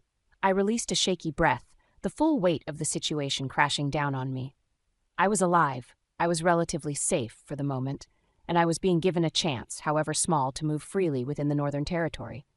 But at what cost? Ambrus wanted information to use against my birth pack, information that might lead to the deaths of innocent wolves, one I was supposed to protect. I couldn't give him that, but refusing might cost me the fragile protection I'd been offered. I finished the now cold broth and bread, forcing myself to eat every bite. Whatever challenges lay ahead, I would need my strength. A few hours later, a young female wolf appeared at my door. Tall and lithe, with cropped blonde hair and watchful eyes, the same wolf who had been with Ambrus at the border. "I'm Kara," she said without preamble. "Alpha assigned me as your handler." She carried silver shackles that gleamed dully in the torchlight. I eyed them warily, knowing how uncomfortable silver was against our kind's skin. Not deadly, as human legends claimed, but painful enough to weaken us significantly. "Are those necessary?" I asked, rubbing my already sore wrists. "Alpha's orders." Her tone left no room for argument. "Besides, you should be grateful. Most of the pack wanted you executed on sight." I held out my hands, resigned. "I am grateful, more than you know." Kara snapped the shackles around my wrists, and I hissed as the silver made contact with my skin. The effect was immediate, a burning sensation that spread up my arms and dulled my enhanced senses. My wolf, who had been slowly recovering strength, retreated deep within me, whimpering. "They'll burn less if you don't fight them," Kara advised, not unkindly. "The more you accept them, the more your body adapts." "Speaking from experience?" I asked, genuinely curious. A shadow crossed her face. "We all wore them during training exercises, to teach us how to function if we ever encountered hunters with silver weapons." That made tactical sense, but the thought of children being forced to endure this discomfort as part of their training spoke volumes about how harsh life had become here. Kara led me through winding stone corridors carved directly into the mountain. Unlike the southern pack's airy tree dwellings, the northern compound was all solid rock and sturdy construction, built to withstand both nature's fury and enemy attacks. Though I'd visited as a child, I'd never been this deep inside their territory. We passed other wolves who stopped to stare at me with varying degrees of hostility and curiosity. I kept my head high, refusing to show fear despite the anxiety churning in my stomach. "Where are we going?" I asked as we climbed a narrow staircase that spiraled upward through the rock. "Your quarters," Kara replied. "And then to see the Alpha. He wants to inform the pack of your status." The way she hesitated on the last word suggested that status was still very much in question. My quarters turned out to be a small, sparse room carved into the lower levels of the mountain complex. A narrow bed with wool blankets, a tiny window overlooking the snowy peaks, a wash basin, and a simple wooden chest for belongings I didn't possess. Functional but cold, much like the reception I'd received. "It's not much," Kara said, watching me take in the space. "But it's better than the cells." "It's perfect," I said honestly. After months of sleeping in caves and hollow logs, hiding from my father's tracking teams, even this simple room felt luxurious. Kara seemed surprised by my gratitude. "You have 15 minutes to wash and change. Those clothes—" She gestured at a folded stack on the bed. "Should fit well enough. The Alpha expects us in the Great Hall after that." When she left, I moved quickly to the wash basin, scrubbing away days of grime and blood. The water turned dark almost immediately, but I felt cleaner than I had in months. The clothes, simple leggings, a long-sleeved tunic, and a gray wool sweater, were plain but warm, clearly designed for the harsh mountain climate. As I dressed, I caught sight of myself in a small, polished metal mirror hanging by the basin. A stranger looked back at me, hollow-cheeked with dark shadows beneath eyes that seemed too large for my thin face. My auburn hair, once my pride, hung limp and dull despite the washing. No wonder Ambrus hadn't recognized me. I barely recognized myself. Kara returned exactly 15 minutes later, looking faintly surprised to find me ready and waiting. She led me through more winding corridors, this time filled with bustling pack members going about their daily business. The deeper we went into the mountain, the more activity I saw.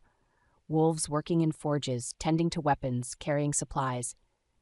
"Your pack seems well organized," I observed, trying to break the uncomfortable silence between us. "We've had to be," she replied shortly. "Survival required it."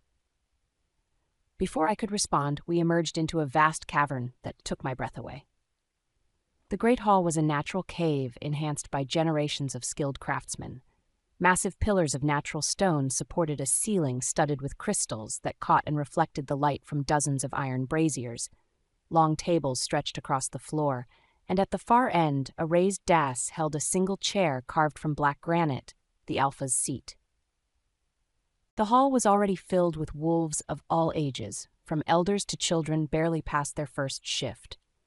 Conversations died as I entered, hundreds of eyes turning to stare at me with expressions ranging from curiosity to outright hatred. Ambrus stood on the dais, flanked by an older man I recognized as Victor, his father's beta, and several other wolves who must comprise his inner circle. His posture was rigid, authoritative, but I caught a flicker of uncertainty in his eyes as he watched me approach. Kara led me to the center of the hall, directly before the dais, then stepped back, leaving me alone in a circle of hostile gazes. My heart pounded, but I forced myself to stand tall, chin lifted in the way my mother had taught me when I was just a pup. "Never let them see fear, little one. An Alpha's daughter must always show strength." "Northern Pack," Ambrus's voice rang out, silencing the last whispers. "I've called you here to inform you of a situation that affects us all." He gestured toward me. 3 days ago, our border patrol discovered this woman, Elena, a refugee from the Southern Pack, collapsed near our territory. Murmurs erupted, quickly silenced by a single look from their Alpha. She claims to have fled execution after stealing food. Ambrus's gaze swept the hall. She also claims that significant changes have occurred within the Southern Pack, that their Alpha has grown increasingly unstable and cruel. The hall remained silent, but I could feel the skepticism radiating from the assembled wolves. "I have granted her conditional asylum while she recovers from her injuries," Ambrus continued. During this time, she will wear silver restraints and be assigned tasks appropriate to her healing state. She will be closely monitored at all times. An older wolf with battle scars crisscrossing his face stepped forward.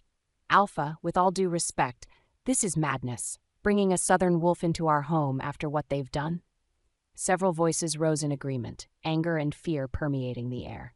Ambrus raised a hand, and silence fell instantly. Your concerns are noted, Gunnar, but consider this.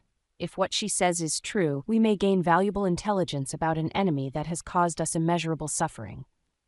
And if she's lying, a female voice challenged from the crowd, if she's a spy sent to assess our defenses, then she'll discover we are stronger and more vigilant than ever, Ambrus replied coldly, and she will face the consequences of her deception.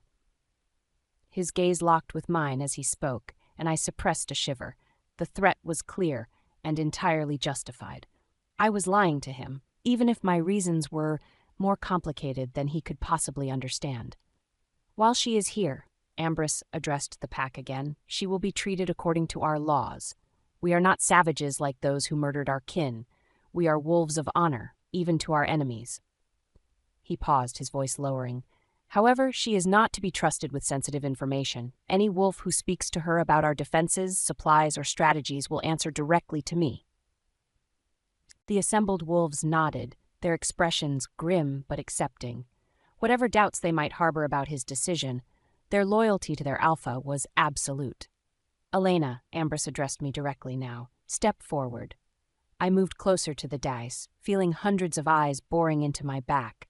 You have been granted a privilege no southern wolf has enjoyed in 5 years, he said, his voice carrying to every corner of the vast hall.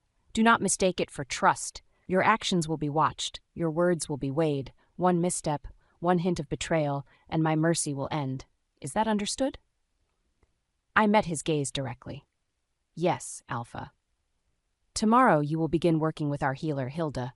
Your knowledge of southern herbs may prove useful in supplementing our medical stores. His expression hardened further. You will be escorted at all times. You will observe curfew. You will not approach the borders or our defensive positions. I nodded again, accepting each restriction without complaint. They were more than fair, given the circumstances. This assembly is dismissed, Ambrus declared. Return to your duties. The crowd dispersed slowly, many wolves lingering to get a better look at me.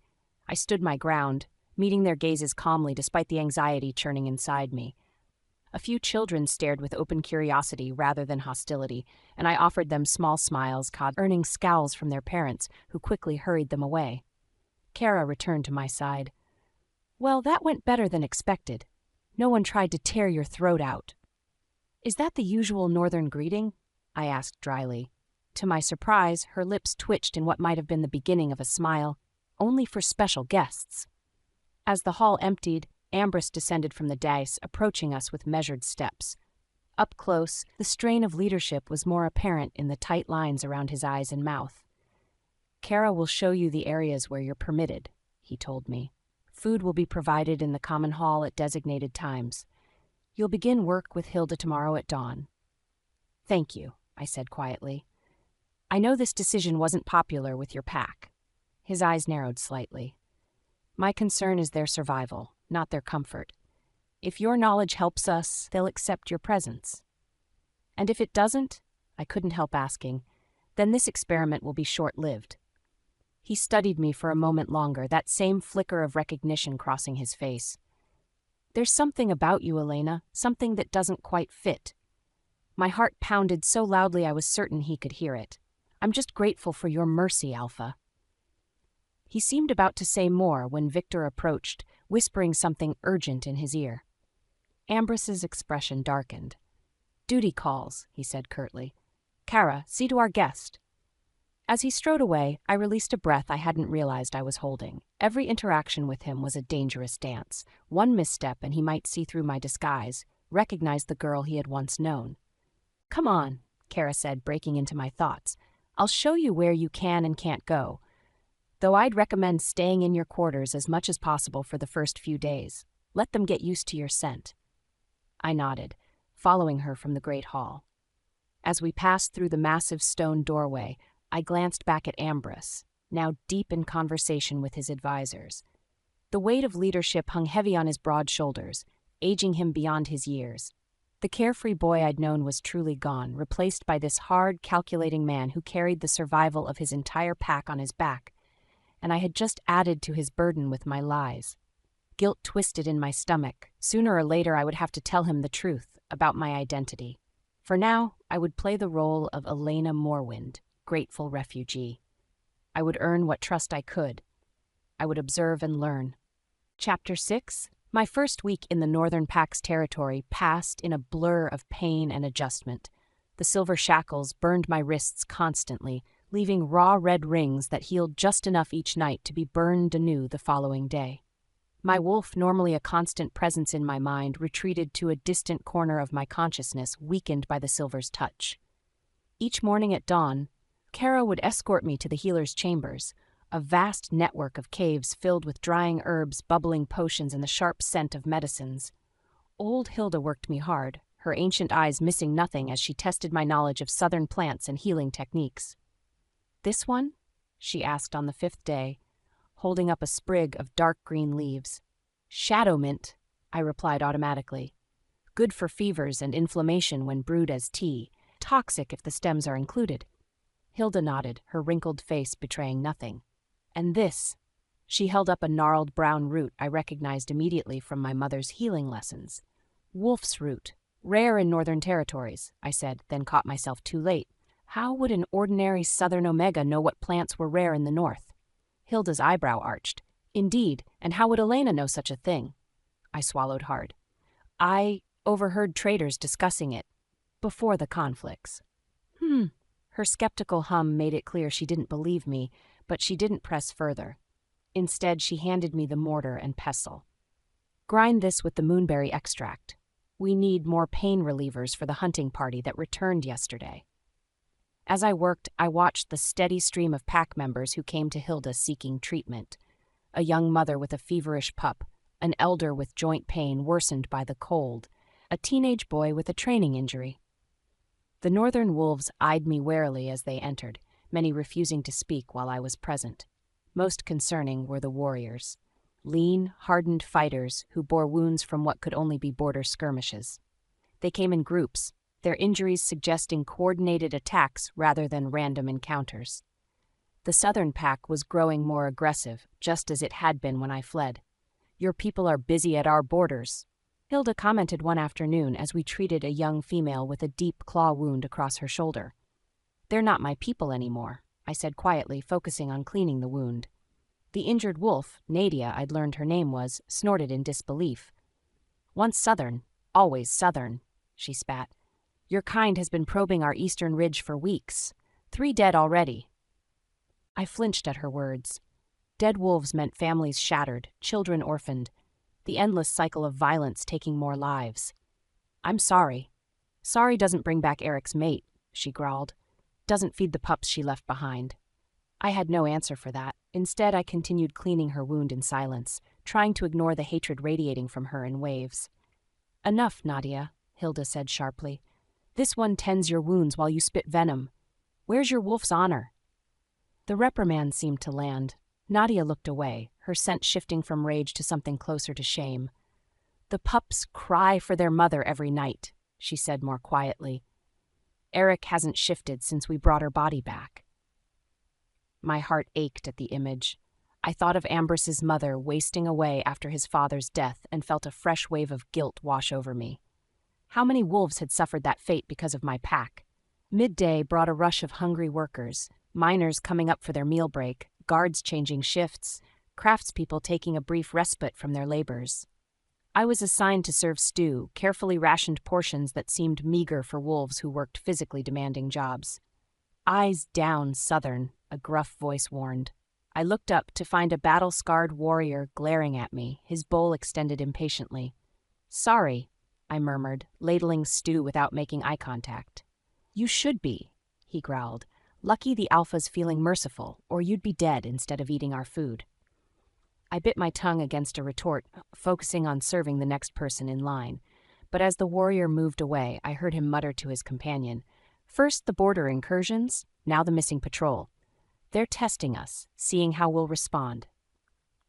Missing patrol? This was new information. I strained to hear more, but they moved out of earshot.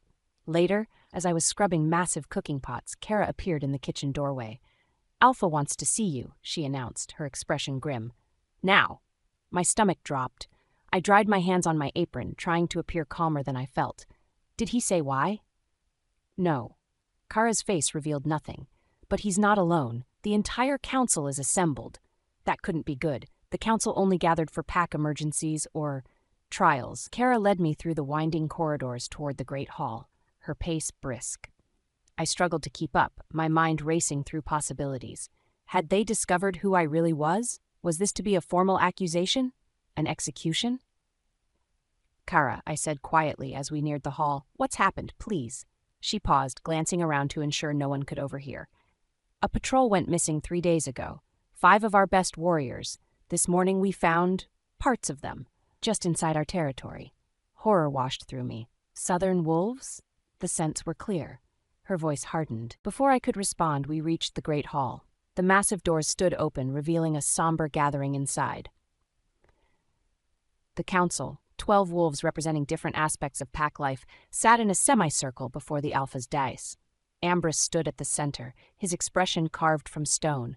All eyes turned to me as I entered, the weight of their combined grief and rage nearly driving me to my knees. These wolves had just lost 5 of their own in the most brutal way imaginable, and here I stood, a living reminder of the enemy who had taken them. "Elena," Ambrus's voice rang out, formal and cold. "Step forward." I moved to the center of the semicircle, my legs trembling slightly but my head held high. Whatever came next, I would face it with the dignity my mother had always insisted upon. "You claimed to seek asylum from a pack that had become cruel and unjust," Ambrus said, his gaze boring into me. "You said your Alpha had changed." I nodded, my throat tight. "That's true." "Then, explain this." He gestured to a table I hadn't noticed before, where something lay covered with a cloth. A warrior stepped forward and pulled the cloth away, revealing a blood-stained piece of fabric, a patrol uniform, torn and shredded, with a message carved into the leather. I approached slowly, bile rising in my throat as I read the crude words. "This is just the beginning. The North will fall." My hands clenched into fists at my sides. I knew exactly what had done this, what was controlling my father and his inner circle. The knowledge burned in my chest like acid, demanding to be spoken. But revealing it would mean admitting who I was, and that would sign my death warrant. "Well?" Ambrus's voice cut through my internal struggle. "Your people did this, butchered our wolves and left their remains as a message. These aren't the actions of desperate, starving wolves defending their territory," another council member snarled. "This is calculated cruelty, deliberate terror tactics." I stared at the bloody uniform, my silence stretching uncomfortably long. Every wolf in the hall watched me, waiting for answers I couldn't give. The weight of their expectations, their grief, their rage, it all pressed down on me like a physical force. I began, then stopped. What could I say without revealing everything? I don't know. The words felt like ash in my mouth. "You don't know?" Ambrus stepped down from the dais, his voice dangerously quiet.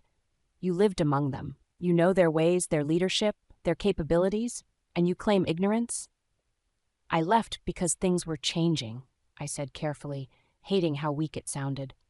"But I don't know. I can't explain this." Murmurs of discontent rippled through the council. I could see the disbelief in their faces, the growing suspicion. My refusal to provide insight was damning me, but the alternative was worse.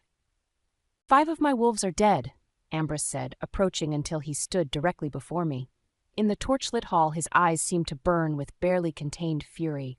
"Torn apart like prey animals, their families demand answers, and you give me nothing?" I met his gaze, my own eyes burning with unshed tears of frustration. "I'm sorry for your loss, but I don't have the answers you want." "Can't or won't?" The question hung in the air like a blade.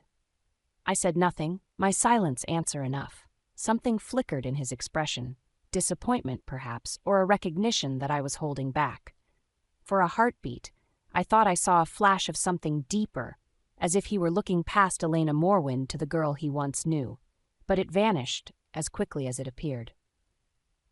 "Your silence speaks volumes," he said, his voice carrying clearly through the hall. Either you're protecting those who murdered our packmates, or you know more than you're willing to share. That's not, I started, then stopped. Anything I said would only make things worse. Ambrus turned to address the council, his back to me. This refugee has proven herself unwilling to aid our investigation into the brutal murder of our wolves. She claims to have fled the Southern Pack, yet offers no insight into their current tactics or leadership. Exile her, one council member called out. Send her back to her own kind. Execute her as a spy, another snarled. Her silence condemns her. My heart hammered against my ribs, but I kept my expression steady. I had made my choice. I would not reveal my true identity, no matter the cost. Ambrus raised his hand for silence. When he turned back to me, his face was a mask of cold authority. Your refusal to cooperate in the investigation of these murders is noted.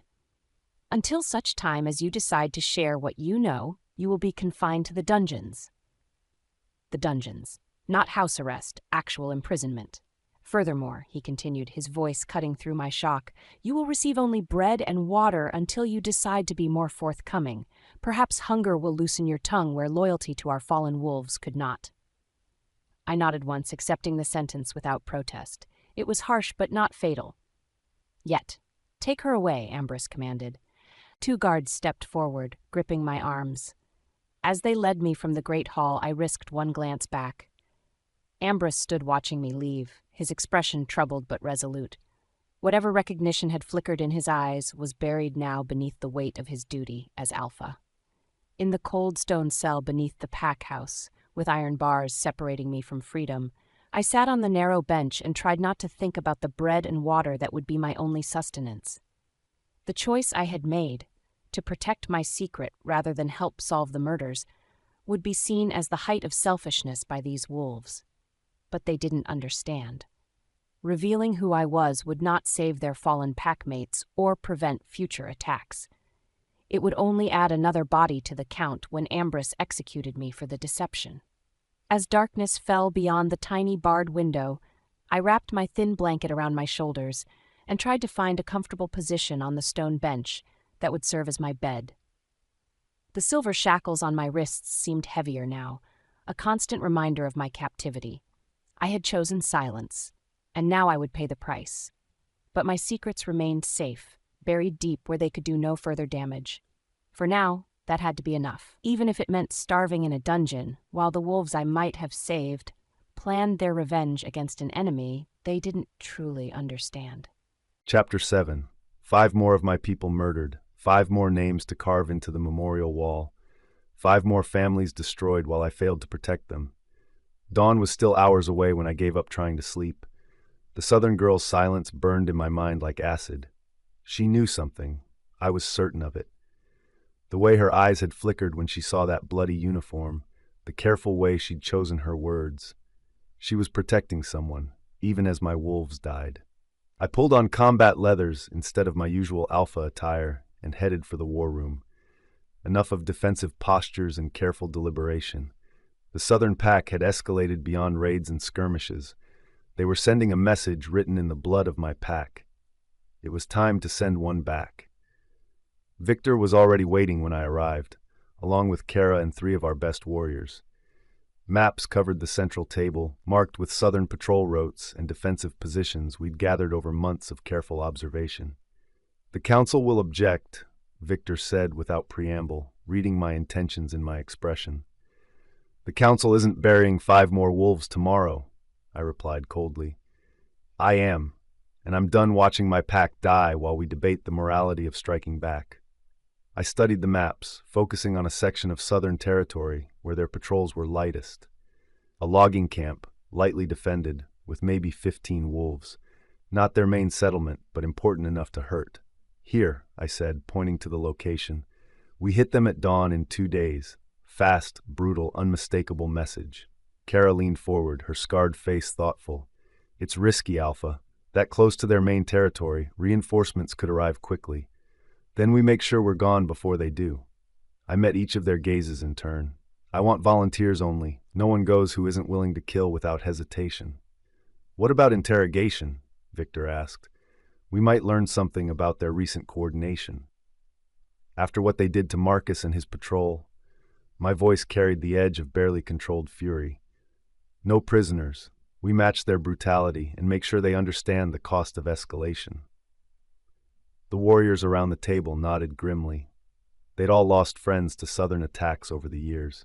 The time for mercy had passed. "What of the Southern girl?" Kara asked. "She might have intelligence about their defenses." "She's made her choice," I snarled, my anger finally finding its voice. "Had the chance to help us understand what happened to our wolves and chose silence instead. Let her rot in the dungeons while we handle this ourselves." But even as I spoke, something nagged at me. The way she'd looked at that bloody uniform, not with guilt, but with horror that seemed genuine. Still, genuine or not, her silence had consequences. "Alpha," Victor said carefully, "an attack might..." "Might what?" I cut him off. "5 of my wolves are dead, Victor, torn apart like prey animals. Whether it's madness, bloodlust, or dark magic controlling them doesn't change that fact." I slammed my palm on the table, the sound echoing through the stone chamber. "For 5 years I've shown restraint. I've tried to find peaceful solutions while they picked off my pack one by one. No more. They want to send messages? Fine, but they won't like the one I send back." The room fell silent. "Finally," Victor nodded slowly. "Then we plan it properly," he said. "Quick strike, maximum damage, clear escape route." For the next 2 hours, we refined the attack plan. 20 wolves total, enough to overwhelm the logging camp's defenses, small enough to move quickly. We'd cross the border at 3 separate points to avoid detection, converge on the target, and be gone before Southern reinforcements could respond. "Remember," I told them as we concluded, "this isn't just revenge. It's a statement. The Northern Pack will no longer tolerate unprovoked massacres. Every Southern wolf who sees the aftermath needs to understand that their escalation comes with a price." After dismissing the others, I remained in the war room, staring at the maps. Part of me, the part that remembered friendship with Southern wolves, that had learned diplomacy from my father, recoiled from what I was planning. But that part had died with each attack, each funeral, each widow's tears. The Alpha I'd become understood only one language now: strength. A knock interrupted my brooding. "Enter."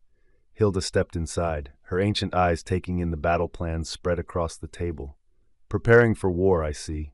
"Preparing to survive," I corrected. "The Southern Pack has made their intentions clear. I'm simply responding in kind." "And the girl? Still rotting in the dungeons for her silence?"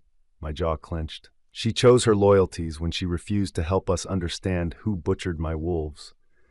Or perhaps she chose to protect herself from wolves who might kill her for being Southern, regardless of what she revealed." Hilda's voice held no judgment, only observation. If she had nothing to hide, she would have spoken. If she had everything to lose, she would have stayed silent. The old healer moved closer to the table, studying the attack plans. "You're angry at her." It wasn't a question. "I'm angry at all of them," I admitted. "But yes, especially her. She came here claiming to want asylum, to escape the cruelty of her pack. Then when we need insight into that same cruelty, she gives us nothing. Perhaps because she's terrified of what revealing the truth might cost her." I looked up sharply. "What do you know?" Hilda shrugged. "Only that fear makes people do things that seem senseless to others. You're planning to kill Southern wolves because fear for your pack demands action. She's remaining silent because fear for herself demands secrecy. Neither choice is wrong or right." Her words followed me as I left the war room, but they didn't change my resolve. In 2 days, the Southern Pack would learn that the Northern Pack's patience had limits. And if Elena Morwen's silence had contributed to more deaths because she withheld crucial intelligence, then she would live with that guilt in her dungeon cell. Justice demanded action, my pack demanded protection, and I would give them both, regardless of the cost. Chapter 8. The cold stone floor had become my world. 7 days in this dungeon cell, 7 days of stale bread and murky water, 7 days of my body growing weaker while my mind worked tirelessly. The silver shackles around my wrists had worn raw patches in my skin, and my wolf paced restlessly, sensing my inner turmoil. I pressed my back against the rough wall, staring at the narrow window that let in slivers of light. This wasn't how it was supposed to happen. Everything was moving too fast, spiraling beyond my control. The exhaustion from my journey here, the blood loss, the week of captivity, It had all disrupted my carefully laid plans. Footsteps echoed in the corridor outside my cell, guards making their rounds.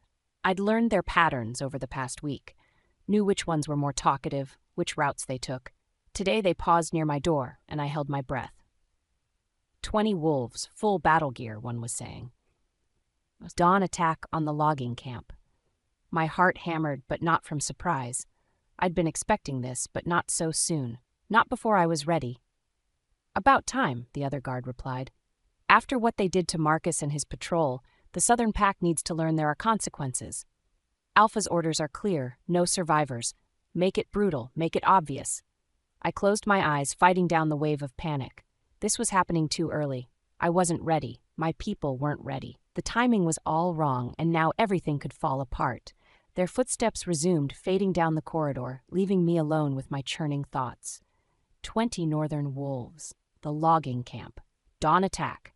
I had to act now, ready or not. I waited exactly 30 minutes, long enough to seem natural, not long enough to appear calculated, before calling out, "Guard?" My voice cracked with what could pass for desperation. "Guard, please." Silence. I counted to 50, then tried again. "Please, I need to speak with Alpha Ambrus. It's urgent." More silence. Then, finally, footsteps returning. "Shut up," one of the guards snarled through the door. "The Alpha has no interest in anything you have to say." "Please," I begged, and the desperation in my voice wasn't entirely feigned. The fear was real, even if my motivations were more complex than they seemed. Just tell him I have information about the southern defenses, about the logging camp. Please, I'm begging you. A pause. I could practically hear them considering. "You had your chance to talk," the guard replied coldly. "You chose silence. Now live with it." "Wait," I screamed as the footsteps started to retreat. "I know things. About the patrol routes, about the weak points. Please, I can help prevent casualties." This time the silence stretched longer. I pressed myself against the bars, projecting every ounce of desperate sincerity I could muster. Finally, one guard spoke. "We'll pass along your message. Don't expect an answer." I sank to my knees as they left, my hands shaking. The first phase was complete, but everything felt rushed, imperfect. I'd needed more time to prepare, to think through every angle. Hours crawled by. I paced my small cell, rehearsing what I would say, how I would play this. When the sound of multiple footsteps echoed in the corridor, I forced myself to appear smaller, more broken than I felt. The cell door opened. 3 figures entered. 2 guards flanking Alpha Ambrus himself. He looked magnificent in his controlled fury, and seeing him made my chest ache with something I couldn't quite name. The plan required his trust, but looking at him now, I felt the weight of what I was about to do. "You wanted to talk," he said without preamble, his voice devoid of warmth. "Talk." I straightened, meeting his eyes with carefully crafted vulnerability. "I heard your guards discussing the attack on the logging camp." Something flickered behind his gaze. "And? Take me with you," I said, letting the words seem to tumble out spontaneously. "I know the terrain, the patrol routes, the weak points in their defenses. I can help you minimize casualties on both sides." "Why?" The single word cut like a blade. "Why would you help us attack your own pack?" I had my answer ready, crafted during the long hours of preparation. Because I'm tired of the killing, because this war has gone on long enough, because maybe, if your attack succeeds decisively, cleanly, it will finally end. I leaned forward, letting calculated desperation bleed into my voice. "I've seen too much death, Alpha Ambrus. If I can help make this the final battle, help end it quickly with minimal losses, isn't that worth something?" Each word was carefully chosen, each emotion precisely measured. I watched his face, gauging his reaction, adjusting my performance accordingly. He studied me for a long moment, and I forced myself to meet his gaze without flinching. "You expect me to believe that a wolf who's lived with the Southern Pack her entire life suddenly wants to help us destroy them?" "I expect you to believe that someone who's watched this war tear apart everything she's ever known might want to find a way to end it," I replied, letting steel creep into my voice. "Even if that means betraying those who refuse to see reason. And if this is a trap, if you're leading us into an ambush?" The question hung in the air between us. I had to be careful here. Too quick to dismiss it, and I'd seem rehearsed. Too defensive, and I'd seem guilty. "Then you'll kill me," I said simply. and the war will continue, and more wolves from both packs will die, and nothing will change. But if I'm telling the truth, if I really can help you end this cleanly." Another long silence. I held my breath, watching him weigh options, calculate risks. This was the crucial moment. Everything depended on his next words. "The silver stays on," he said finally. "You'll be chained to one of my warriors at all times. One suspicious move, one sign of betrayal, and I'll gut you myself." Relief flooded through me, though I couldn't let it show too clearly. "Understood. And if any of my wolves die because of information you withheld or lies you told, your death will be very long and very painful." I nodded, fighting down a wave of something that might have been guilt. "I understand completely." Ambrus turned to leave, then paused. "Why do I get the feeling there's more to this than you're telling me?" My heart stuttered, but I forced my expression to remain steady. "Because you're a good alpha, and good alphas are suspicious of gifts that seem too convenient. But sometimes the enemy of your enemy really can be your ally." He stared at me for another moment, then nodded curtly. "We leave at dawn. Be ready." After he left, I sank onto my stone bench, trembling with reaction. I'd done it, convinced him to take me along. But the timing was still wrong. Everything was still happening too fast. I'd have to adapt, improvise, hope that I could salvage something from this rushed operation. The hours until dawn passed in a haze of preparation and growing anxiety. They brought me armor and weapons, treating me like a reluctant ally rather than a prisoner. The irony of being equipped to guide them more effectively wasn't lost on me. "Lighter than usual," I replied, which was both true and misleading. "They're not expecting an attack." His eyes narrowed slightly. "You sound very certain of that." "I know their routines," I said carefully. "Their patrol schedules. This is the optimal time to strike." The war party spread out around the camp's perimeter, taking positions for the coordinated assault. I stayed close to Kara, my heart pounding as I watched the final pieces fall into place. Ambrus raised his hand, held it for a heartbeat that seemed to last forever, then brought it down. 20 wolves burst from the trees in perfect coordination, and just as I'd known they would, every southern wolf in the camp turned toward them at the exact same moment, their eyes blazing with an inhuman red light. "It's a trap," Kara snarled, but there was resignation in her voice rather than surprise. She'd sensed something was wrong, I realized. They all had. The battle erupted with terrifying violence. Southern wolves poured from concealment, their coordinated attacks more effective than any natural pack formation should have been. The northern wolves fought with desperate skill, but they were outnumbered and had walked into a perfectly prepared ambush. I watched in growing horror as the trap I'd helped spring began to claim lives. This wasn't how it was supposed to go. The timing was wrong. The circumstances were wrong. Everything was spiraling beyond my control. "Stop!" I cried suddenly, the word tearing from my throat before I could stop it. "This isn't what was supposed to happen." Ambrus spun toward me, his eyes blazing with fury and betrayal. "What did you say?" "Nothing," I said quickly, but it was too late. The truth was written across my face in the horror and guilt that I couldn't quite hide. "You led us here," he said, his voice deadly quiet even as battle raged around us. "This was planned. It wasn't supposed to be like this," I protested, panic making my voice crack. "The timing was wrong. Everything happened too fast." "Traitor," Kara spat, raising her weapon.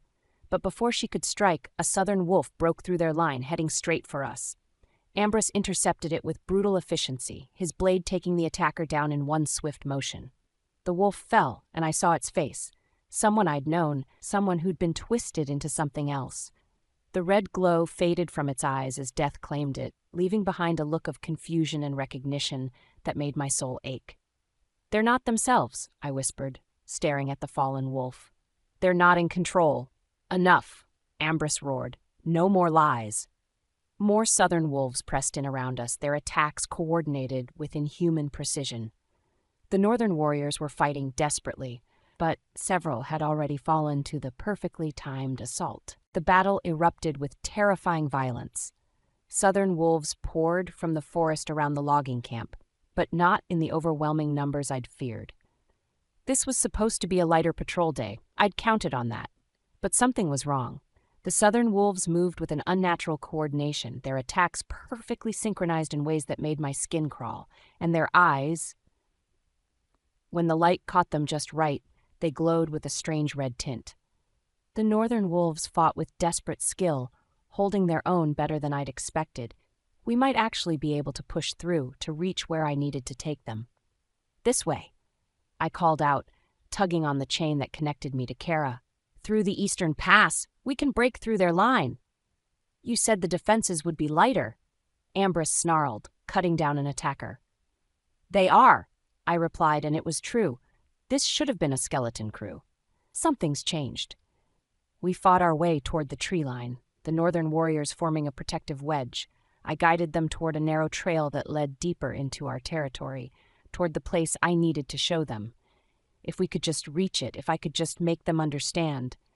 The trail wound through dense forest, climbing steadily upward. Behind us, the sounds of pursuit were growing closer, but we were making good time. "Where are you taking us?" Kara demanded, her voice tight with suspicion. "Somewhere safe," I said, though my heart was hammering. "Somewhere we can regroup." "Safe?" Victor called out grimly. "In the heart of Southern territory?" I didn't answer, focused on navigating the increasingly treacherous path. Just a little further, just a little more time, but then a figure stepped out from behind a massive boulder, blocking our path completely. My father. He wasn't alone. Dozens of southern wolves emerged from concealment all around us, their red-tinged eyes gleaming in the filtered sunlight. We were completely surrounded. "Beatrix," my father said, his voice carrying that strange, commanding tone that made something deep inside me want to submit. "What are you doing with these guests?" The northern wolves tensed around me, weapons raising as they recognized the southern alpha. Ambrus stepped forward, his blade already bloodied from the earlier fight. I felt the weight of everyone's eyes on me. My father's burning red gaze, Ambrus's suspicious stare, the hostile looks from both sets of warriors. This was the moment. I had to choose. "Father," I said, and I let what could pass for relief color my voice. "I've brought you a gift." Ambrus's head snapped toward me, his eyes wide with shock. "Gift?" "Yes," I said, forcing myself to sound proud even though my heart was breaking. "The Northern Alpha himself, and some of his best warriors." My father's eyes lit up with satisfaction. "My clever daughter, how did you manage this?" "I convinced them I wanted to help end the war," I said, the words tasting like ash in my mouth. "Told them I could guide them to strategic targets with minimal defenses. Led them right into our territory."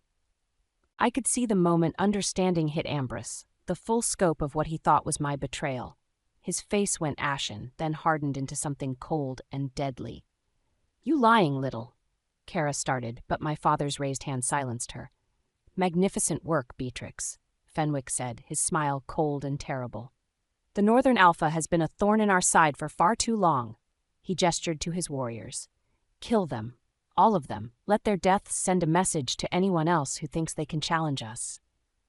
"Wait," I said quickly, panic flooding through me as I saw the southern wolves raise their weapons. "Father, surely we can get more value from them alive than dead?" His red eyes fixed on me with sudden intensity. "Value?" My mind raced desperately. Think about it. The Northern Pack has rich gold mines, hidden caches of jewels and precious metals. These warriors would know the locations. And the Alpha? I looked at Ambrus, hating myself for what I was about to say. He'd know everything. Trade routes, treasure vaults, strategic resources. "Interrogation," my father mused, his expression thoughtful. "Exactly," I said, forcing enthusiasm into my voice. "Dead, they're just corpses. Alive, they could make us wealthy beyond measure." Ambrus was staring at me with such pure hatred that it felt like a physical blow. "You mercenary bitch," he said quietly, his voice filled with disgust. "This was never about ending the war. It was about gold." "Gold wins wars," I replied, though each word felt like swallowing broken glass. "Surely you understand that much about strategy." "I understand that you're exactly the kind of worthless creature I should have expected from the Southern Pack," he said, his voice getting steadier and more deadly with each word. My father laughed, the sound echoing strangely in the forest. "Oh, she's worth quite a lot, actually, aren't you, daughter?" "I try to be useful," I said, forcing myself to meet his burning gaze without flinching. Very useful indeed, he agreed. Then his expression grew more serious. You raise a good point about the interrogation. These northern dogs might have information we can use. Relief flooded through me so intensely I nearly collapsed. I thought you'd see the wisdom in it. Chain them, Fenwick commanded his warriors. Silver shackles. We'll take them back to the compound for questioning. As the southern wolves moved forward with silver chains, Ambrus looked at me one last time. The hatred in his eyes was like a knife to the heart, mixed with something that might have been disappointment. As if some small part of him had hoped I might be different than what I appeared to be. I trusted you, he said quietly, the words meant for me alone. I know, I whispered back, my voice breaking slightly. I'm sorry. But the apology only seemed to make his hatred burn brighter. Don't pretend to feel guilty about this. Own what you are. The words hit me like physical blows, but I forced myself to straighten, to look as coldly mercenary as he believed me to be. I am what I need to be to survive.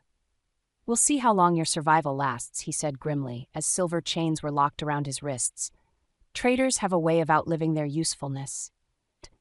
As the southern wolves secured the rest of the northern warriors, I caught Victor looking at me with disgust, Eric shaking his head in bitter disappointment. Kara spat at my feet before they chained her hands. Greed, she said with contempt. Should have known. My father moved to my side, placing a hand on my shoulder that felt like a brand. You've done well today, Beatrix. Very well indeed. Thank you, father, I managed, though the words felt like poison. Come, he said, gesturing toward the trail that led back to our territory.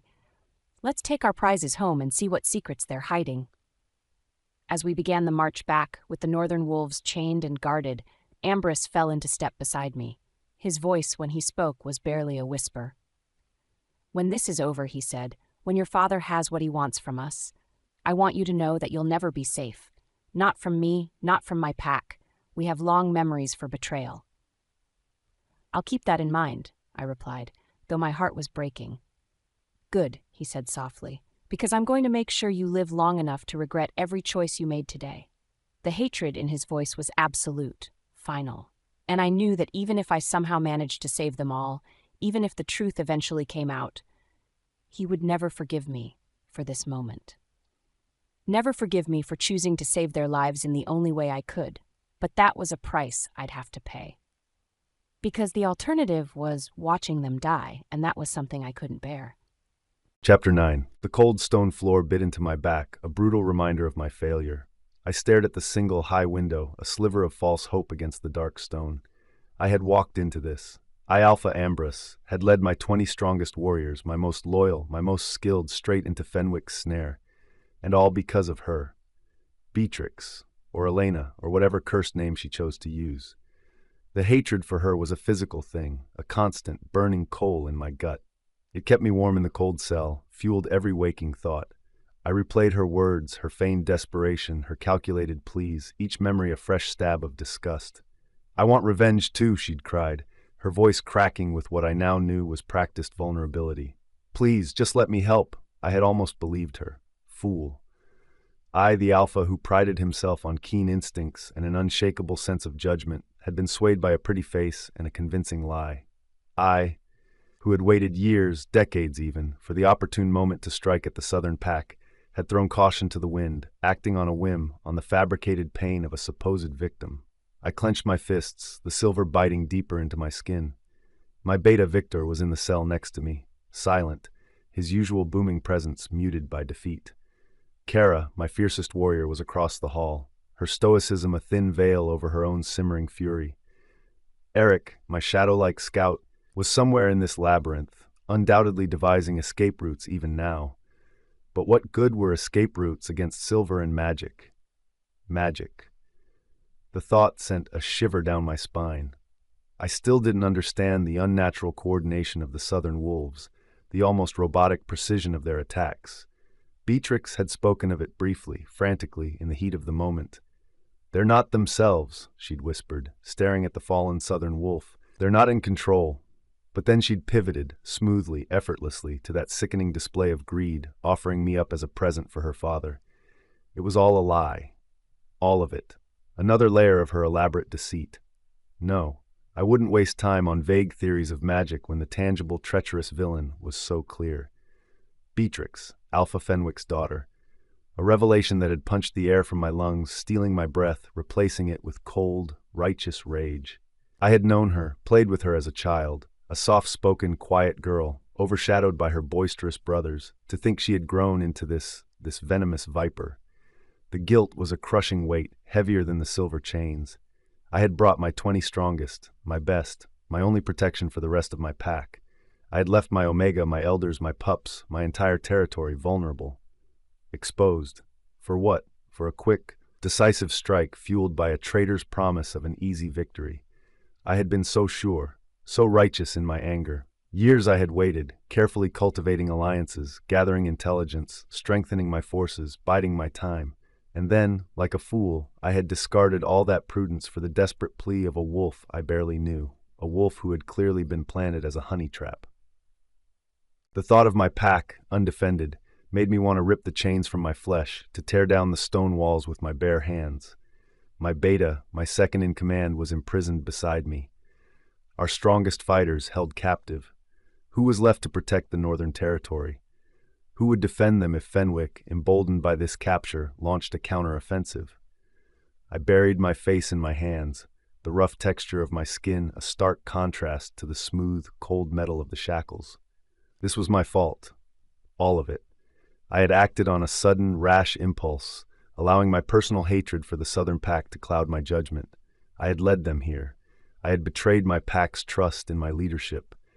My strongest wolves were now prisoners, their fate uncertain. I tried to push away the image of my pack, vulnerable and afraid. I needed to focus. I needed to get them out. I scanned my cell again, my gaze lingering on every crack, every imperfection in the stone. The narrow window, far too small and high to be an escape route for a wolf. The heavy oak door, reinforced with iron, guarded by shifting patrols. I remembered the layout of the compound from my reconnaissance over the years, the hidden passages and forgotten tunnels I had identified for infiltration, not escape. But now, those very passages might be our only hope. If I could just get out of this cell, if I could just reach those hidden ways. I pushed myself up, testing the length of my chains. They allowed me to pace a few feet in each direction, just enough to torment me with freedom I couldn't grasp. I felt for any weakness, any loose stone, any sign of crumbling mortar. Nothing. The dungeon was ancient, built to hold wolves stronger than me, but not wolves as desperate. I thought of Beatrix, of her cold, calculating eyes when she'd played her hand. The way she had smiled at her father, that sickeningly sweet display of filial devotion. I brought you a gift, she'd chirped, her voice light, innocent. I wanted to crush her throat with my bare hands. I wanted to watch her suffer for every single wolf she had condemned. Yet a small, insidious part of my mind, the part I fought against, nagged at me. Her desperate plea to turn back, her frantic warnings about the timing being wrong. Had it all been part of the act? Another layer of her elaborate game, to make her switch more convincing? To make my hatred all the more potent? I shoved the thought away. It didn't matter. Her actions spoke louder than any words. She had chosen her side. She had chosen gold over her own kind, over the lives she had gleefully betrayed. I ran my fingers over the silver shackles, the metal cold and alien against my skin. It suppressed my wolf, dulling my senses, stealing my strength. But it didn't dull my mind. It didn't dampen my rage. If anything, it sharpened it, honing it to a razor's edge. I had to get free. I had to lead my warriors out of this hell. I had to return to my pack, not as a broken alpha, but as a vengeful one. I would bide my time. I would play the captive.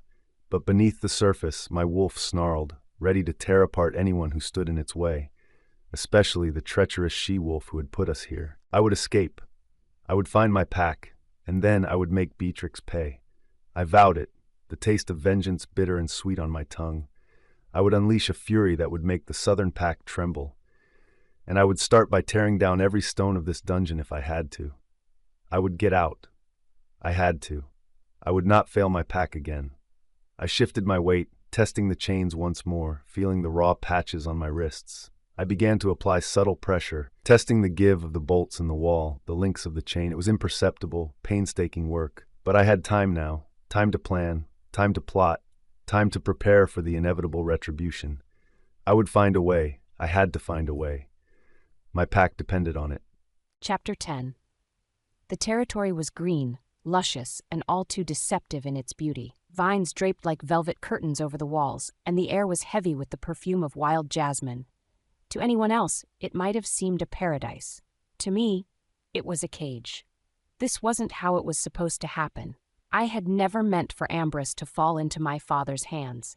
I thought I could lead him, lead all of them, toward the source, let them see the truth for themselves.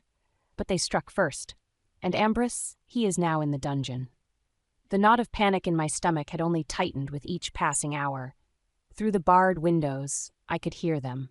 Low growls, the scrape of claws against stone, the heavy breathing of caged predators. Even weakened by silver, they were dangerous. Ambrus had brought his elite guard, Victor, his second in command, whose wolf form was pure black death. Kara, whose silver-gray wolf could move like liquid shadow. I knew what was coming. The witch's whispers had grown more frequent, more urgent. Lyra was preparing the binding, and she needed Ambrus's strength, his alpha power, to fuel the spell that would enslave both packs permanently. She had tried it with my father for years, but the magic refused him. His blood was old, his dominance too brittle after the magical control she had on him to be shaped into the foundation she needed. But Ambrus was different. His power was raw, unyielding, the kind that could rip through steel or bend it, depending on who held the chains. And Lyra had seen it the moment he fought, the moment the trap closed. Her eyes had glimmered with hunger. I had seen that look before, and I knew what she intended. My mate. The word echoed in my mind as it had every day since the dungeon. I had known the instant my eyes found him, before I realized he was their alpha, before memory tugged at me with the image of a boy I once called a friend. The bond had struck with brutal clarity, searing through me like fire. But in him there was nothing. No flicker of recognition, no hesitation, not even the faintest echo of what roared inside me. Only cold, merciless evaluation in his eyes, the look of a commander sizing up an enemy. And beneath it, I could feel it. His wolf, too, had turned from me, not in ignorance, but in rejection, as if some part of him knew what I was meant to be to him, and refused me all the same. The dungeon keys felt like lead in my trembling hands as I descended the stone steps. The oppressive magical wards made my skin crawl, but the amulet at my throat dulled their sting, its quiet thrum of power a fragile shield between me and the darkness. Each step brought me closer to a confrontation I might not survive, but I would die before I let Lyra bind my mate to her will. The amulet had been given to me by Alara, though at first I hadn't even known her name. That night, when I fled the source after overhearing the witch's ceremony, I'd been hunted down before I could reach the border. My own pack had fallen on me, their movements stiff, mechanical, like marionettes pulled by cruel hands. I couldn't kill them, not when they were bound, not when their eyes were empty of themselves. I fought to hold them off, claws raking my skin, teeth snapping close to my throat. I would have died there, if not for the shadow that struck like a storm. Magic cracked through the air, tearing the strings that bound my packmates long enough for me to break free. I hadn't seen her clearly, only a figure wreathed in light and shadow. I hadn't stayed to question. I had only run. It wasn't until later, at the northern border, when a woman with sharp eyes and a voice like steel placed the amulet into my trembling hands, that I learned who she was. Alara, she called herself.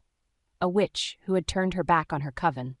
Now her gift pulsed warm against my chest as I pressed deeper into the dungeon.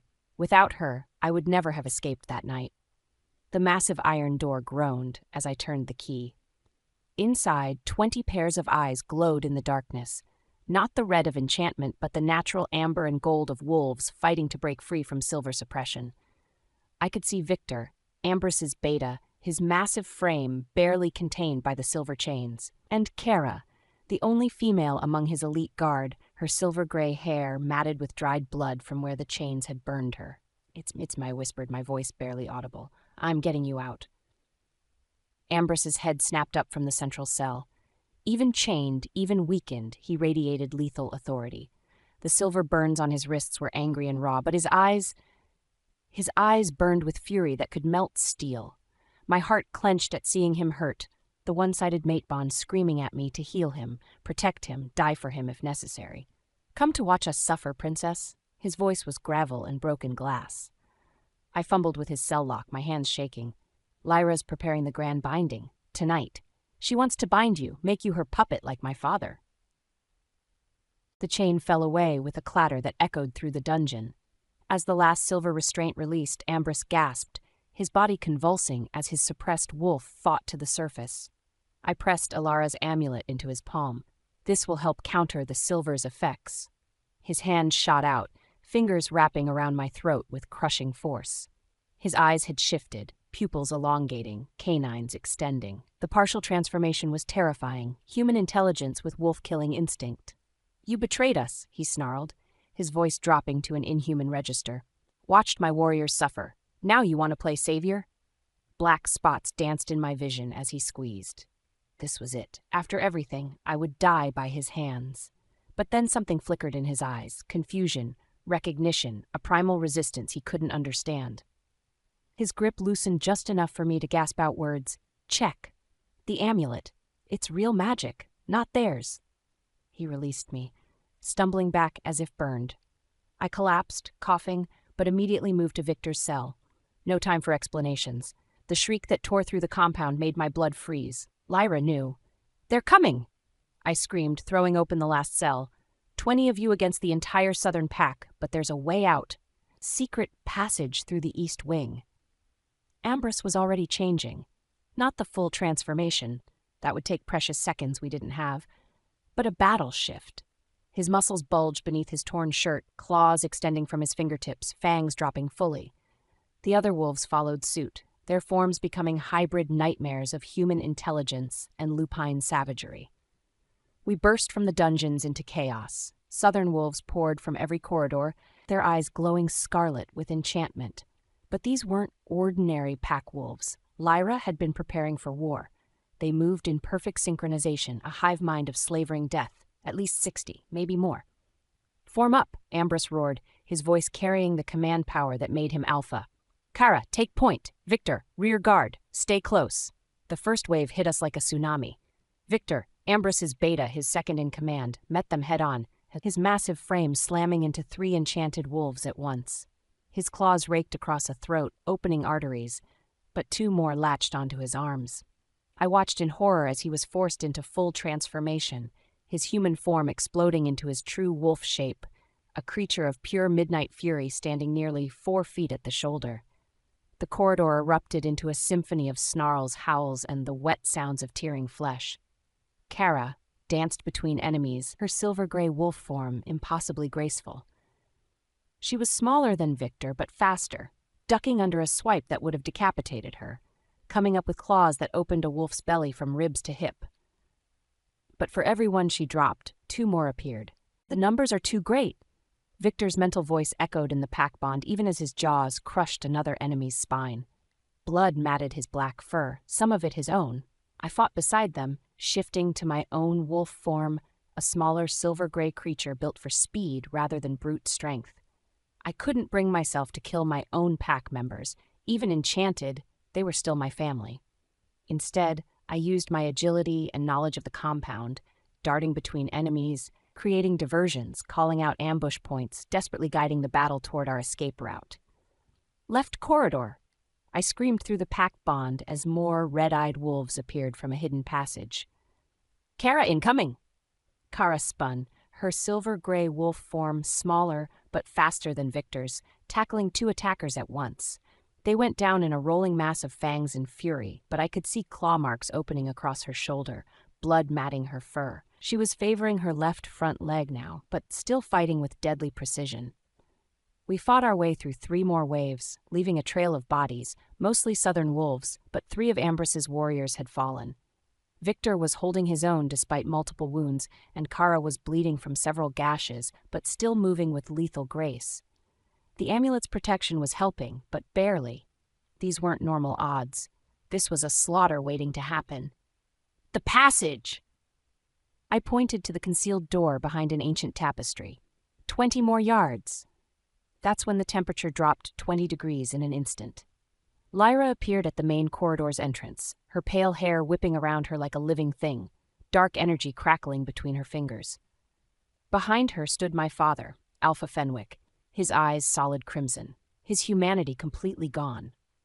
Worse, 6 more witches flanked them, hands weaving spells that made the air itself burn.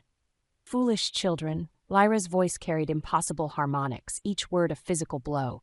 You cannot escape what you are destined to become.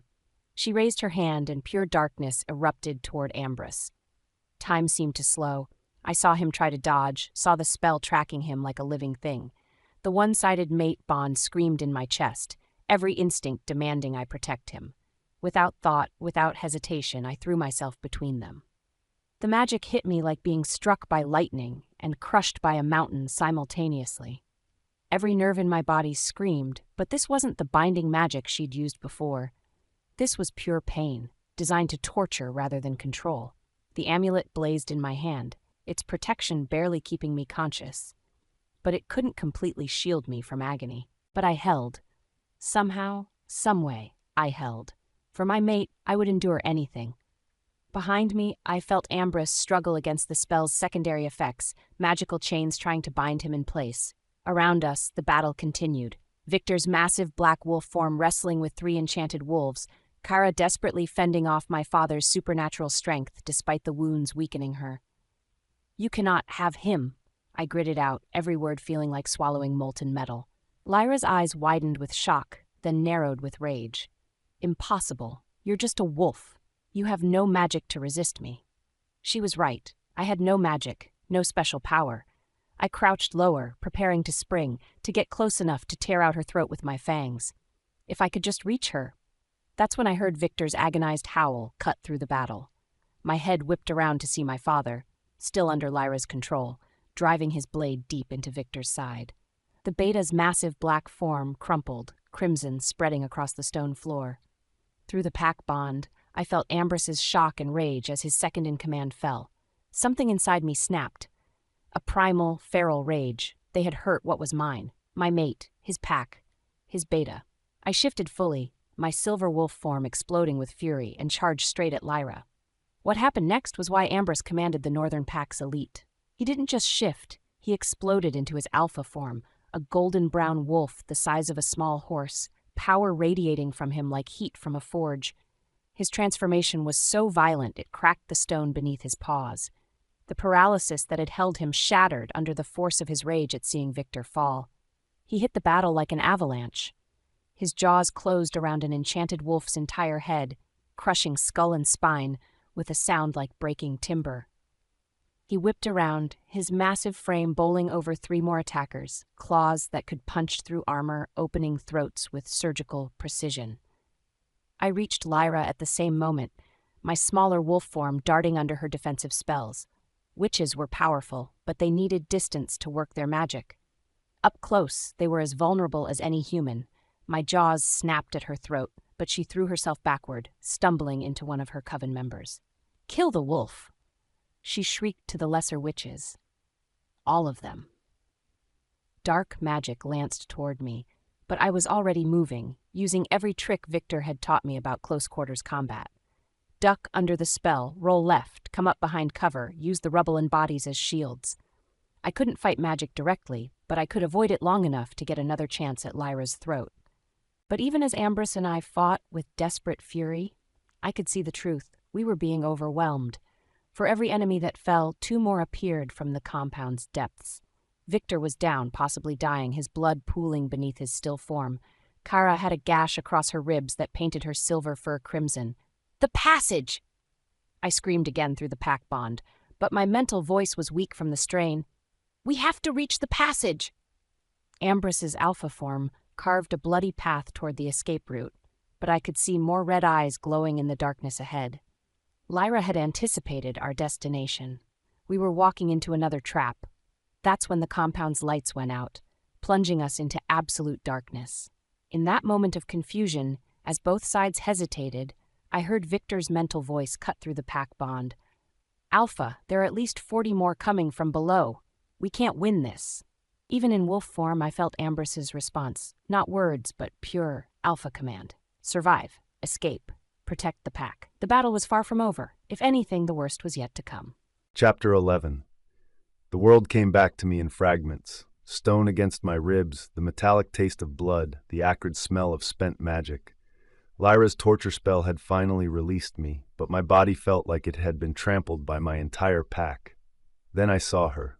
Beatrix stood over me in her human form, her slight frame trembling but defiant, facing down the most powerful witch in 3 centuries. Blood trickled from her nose and ears where Lyra's magic had hurt her, but she remained between us, ready to throw herself into harm's way again. Why? The question hammered in my skull as I watched her prepare for another hopeless charge at the witch. Every instinct screamed that this was another deception, another layer to her betrayal. But the way she looked at me, the desperate protectiveness in her stance, that couldn't be faked. "You cannot have him," she had said, and something in those words, in the raw desperation of her voice, cracked something open inside my chest. I tried to move, to shift, to do anything, but my body was slow to respond. Around us, my remaining warriors fought desperately, and Victor's massive black wolf form lay in a spreading pool of crimson, Alpha Fenwick's blade buried deep in his side. My beta's breathing was shallow, labored, but he was alive. Barely, no. The word tore through my recovering consciousness. Not Victor.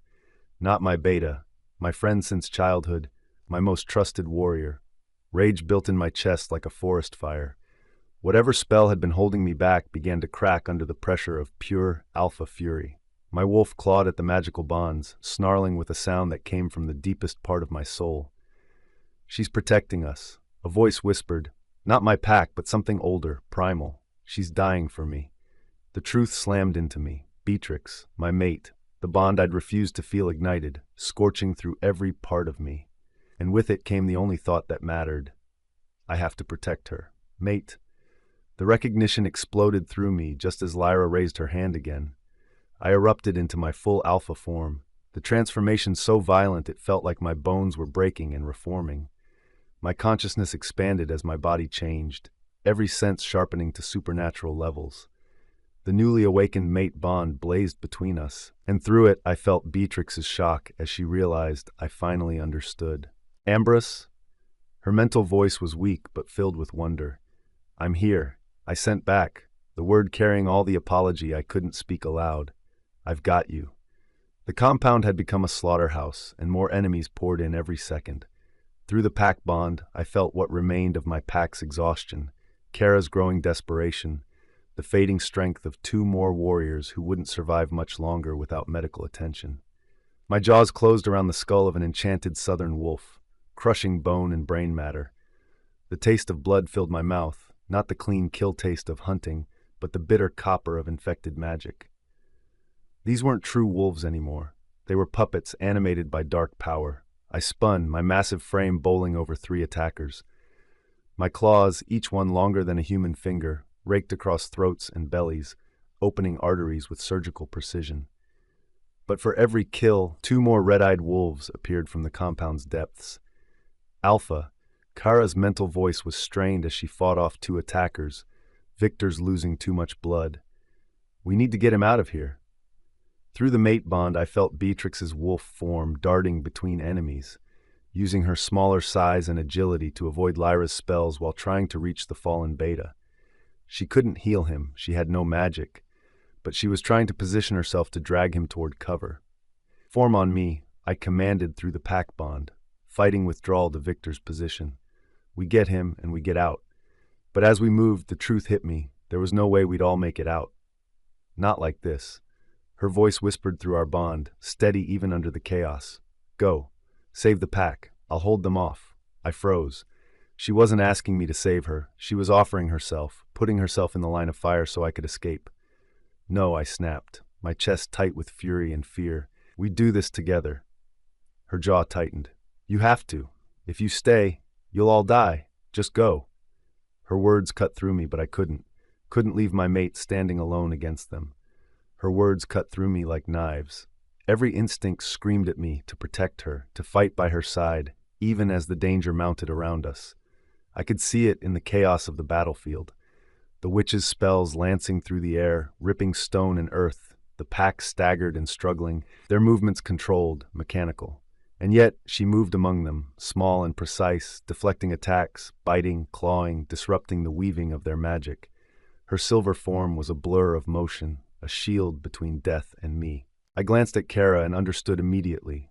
The remaining pack had to get out. Someone had to survive. Mentally, I urged her forward, and she began gathering the others, though resistance flickered in her eyes. She didn't want to leave us behind. But there was no choice. I didn't move. Couldn't abandon my mate. Lyra's power struck then, raw and unrelenting. Magic collided with flesh, and I went down hard, stone biting my skin. Pain exploded through me, but I saw her, Beatrix, darting to intercept the next strike, shielding me with her body. One blow, two, three.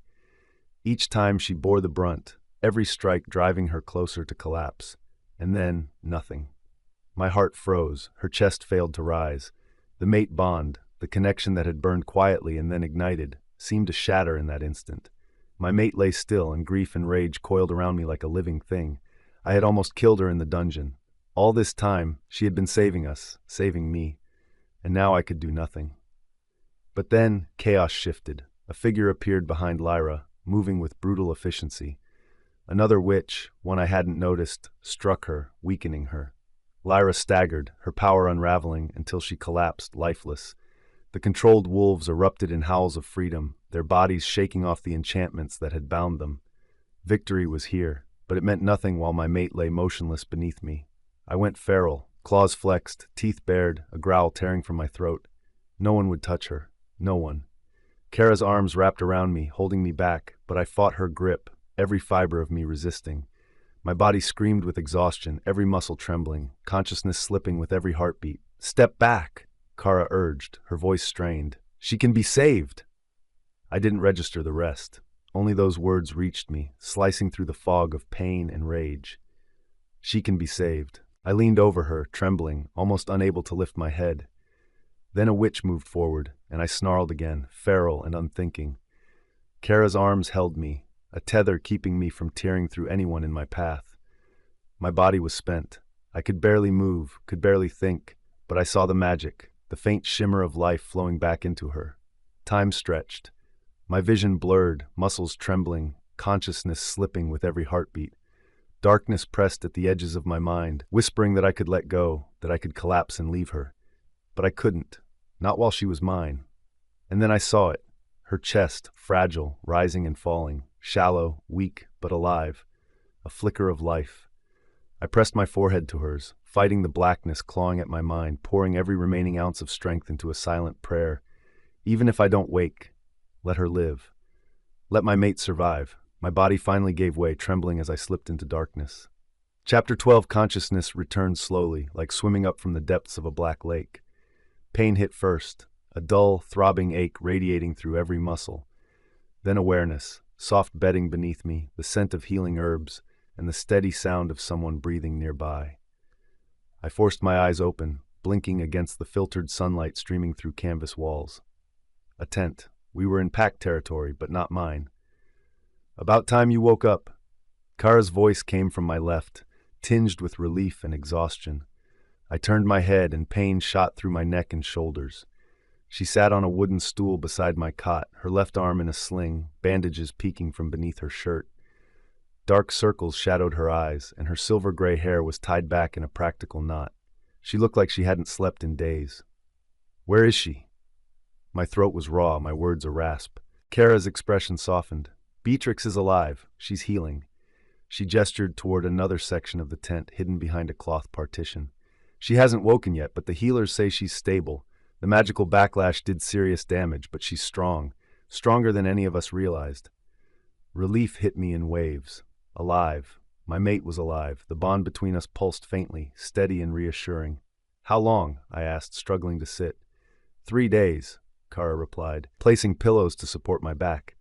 "You've been unconscious. Your body was completely depleted. The alpha transformation, the mate bond awakening, the battle. You're lucky to be alive." 3 days. I flexed my fingers, noticing the bandages on my forearms where claws had raked me. "The pack?" 15 survivors out of 20, Kara said, her voice steady but tinged with grief. "Victor's alive, barely. He's asking for you constantly. The others are healing. We lost Jarek, Marcus, and Thomas. I closed my eyes, absorbing the weight of that loss. Good wolves, warriors who had trusted me to lead them. The Southern Pack? Freed from the enchantment. Alpha Fenwick wants to see you. He feels responsible, says he needs forgiveness. Kara's voice grew softer, almost hesitant. I think the guilt might destroy him if you don't speak with him soon. I nodded. My mind was already working. Arrange it, today. Not strong enough. Now, Kara. The Alpha command came instinctively, though it lacked its usual power. This can't wait, she sighed but nodded. You'll eat first. You're not going alone. An hour later, I sat across from Alpha Fenwick in what had once been his study, now cleared of rubble and hastily furnished. He looked older than his years, dark hair streaked with silver, deep lines etched around his eyes, hands trembling slightly as he poured tea. Kara stood behind me, her good hand resting on the back of my chair, ready but respectful. Fenwick had no guards, no advisors, just himself, and the weight of guilt I could see in every line of his body. I don't know where to begin, he said, voice rough with emotion. Start with the truth, I said quietly. All of it. What really happened here? Fenwick's hands stilled on the teacup. For a long moment, he stared into the dark liquid as if it held the answers. Our lands have been guardians of something for generations, he began. My father called it the source, a place where the Earth's energy flows strongest during the equinoxes. The knowledge passed alpha to alpha, but the true importance was lost over time. We knew we were supposed to guard it, but not why. He looked up, eyes haunted. The witches knew. They searched for it for decades. When they found it on our territory, they needed a pack to control, wolves to channel that energy. That's why they came first. They mind-bound your pack, I said, understanding dawning. Everyone, he admitted. My mate, my advisors, my closest friends. They killed those who resisted. My people had no choice, and I watched, remembered every act. I was aware, but powerless. I felt every kill, every betrayal. The anguish in his voice twisted something in my chest. My hatred for him felt misplaced. Fenwick wasn't my enemy. He was another victim. I know it wasn't you, I said firmly. The man who attacked my pack, that was Lyra, wearing your body like a puppet. Tears filled his eyes. But the results are the same. Lives lost. Your father, I can't take it back. I drew a slow breath. My father will understand. Fenwick's tears flowed freely. Silence settled between us, heavy but healing. Your daughter, I said finally. Beatrix. His head snapped up. She's my mate, I said simply. The words seemed to lift a weight. Fenwick smiled, the first genuine expression of joy I'd seen from him in days. Your mate, he whispered. I wondered why she fought so fiercely. She knew, didn't she? I nodded. I was too blind to see it. But you see now. Yes, and when she wakes, I'll do everything to earn her back. Fenwick's expression grew serious. The packs, would you and Beatrix want to unite them and co-lead? I was taken aback, caught off guard by the suggestion. The thought had never fully crossed my mind. I nodded slowly, considering. I can't make that decision for you, or for her. I'll need to speak with Beatrix first. Her voice matters in this. She has to agree for it to work. I exhaled, the weight of the moment settling in. The path forward was clear. This wasn't just about uniting packs. It was about respecting the strength and wisdom of those we led. Then we'll discuss it when she's recovered, he said. A commotion outside interrupted us. Voices raised in argument. Kara instinctively reached for her blade. Who is it? I asked. A woman claims she helped in the battle, and she saved your mate, Kara replied. Let her in. The woman who entered was small, bent with age, her gray hair wild, clothes tattered. Yet her eyes were sharp, intelligent, holding a quiet power. I recognizing her. The witch who helped us. She nodded, moving bird-like. Alpha, I am Alara, needed to speak before leaving. You want something in return, I said. No, she said firmly, but you need to hear me. Her urgency returned. More danger coming. Source still there calling. Other covens will come. Earth energy draws them like wolves to blood. She grasped my wrist, eyes rolling back briefly. Her voice carried an eerie resonance. Guard the wolf heart well, Alpha. Guard the mate bond strong. Dark tides rising, old powers waking. The source calls to more than witches, things that should stay sleeping. When the moon bleeds and earth trembles, remember, unity is strength, but strength without wisdom is destruction. Then she released me and stepped back, confused, as if unsure where she was. Before I could respond, she faded, slowly, completely, leaving only a faint scent of herbs and old magic. Well, Fenwick said finally, stunned. That was unsettling. One way to put it, Kara muttered. I don't fully understand it, I admitted. But I will, and we will be ready. I looked between Fenwick and Kara, seeing my own determination reflected in their faces. We had survived one war, freed our packs from magical enslavement, and faced forces beyond our understanding. But for now, our focus was clear, healing what remained, our people, our lands, our bonds. First, I said, rising despite Kara's look, I need to see my mate. Then we ensure our packs recover, stronger than before. The mate bond pulsed warmly, a steady heartbeat beneath the chaos. Somewhere in the medical tent, Beatrix was beginning to stir. The future still held dangers unknown, but we had each other, and for now that was enough. The war with Lyra's coven was over. The healing had just begun, and there was still more to come. Epilogue. The first thing I felt was warmth, not the burning heat of magic or battle, but something gentle, safe, like coming home after being lost in a storm. My body felt heavy, every muscle aching with the memory of shields raised and power spent. But beneath the pain was something else, something that pulsed soft and steady like a second heartbeat. I didn't want to open my eyes. The darkness was peaceful, and I could sense him there, his presence, his scent, the careful way he breathed as if afraid to disturb me. But slowly, inevitably, consciousness pulled me back. The world came into focus in pieces. Canvas overhead, the golden light of afternoon filtering through tent walls, the scent of healing herbs and something distinctly him. Ambrus. He was sitting in a chair pulled close to my bedside, leaning forward with his elbows on his knees. His clothes were rumpled, his dark hair disheveled as if he'd been running his hands through it. There were shadows under his eyes that spoke of sleepless nights, and when those eyes met mine, the pain there took my breath away. Not physical pain, something deeper, something that looked like it was tearing him apart from the inside. Beatrix. My name was barely a whisper, rough and broken. You're awake. I tried to speak but managed only a small sound. My throat felt raw, stripped bare. He noticed immediately, reaching for a cup of water with hands that trembled slightly. Slowly, he murmured, slipping an arm beneath my shoulders to help me sit up just enough. His touch was so careful, so reverent, as if I were made of spun glass, as if I were precious. The thought made my chest tight with an emotion I couldn't name. The water was cool and sweet. I drank until he gently guided the cup away, his fingers lingering against mine for just a moment before he pulled back as if he'd been burned. How long? I managed to whisper. 4 days. His voice cracked. 4 days since. He stopped, swallowed hard. Since you saved my life. The memory came flooding back then. The witch's attack. You almost died. The words came out strangled, and when I looked at him, really looked, I saw tears gathering in his eyes. You almost died protecting me, and God, Beatrix, what I put you through, what I believed about you and your pack. Ambrus. No. He shook his head violently. Let me say this, please. I need. His hands clenched into fists in his lap. I hated you. For years, I hated you with everything I had. Blamed you and your pack for my father's death, for the attack, for all of it. And you were as much a victim as any of us. Tears slipped down his cheeks, and he didn't bother to wipe them away. The witch had your pack under compulsion. You told me, and I didn't listen. I couldn't see past my own rage and grief to see what was right in front of me. My heart clenched. You couldn't have known. I should have felt it. The words came out raw, desperate. You're my mate, Beatrix, my mate, and I was too blind with hatred to recognize what you are to me, too consumed with revenge to see that you were suffering. The bond between us pulsed at his words, warm and golden and achingly real.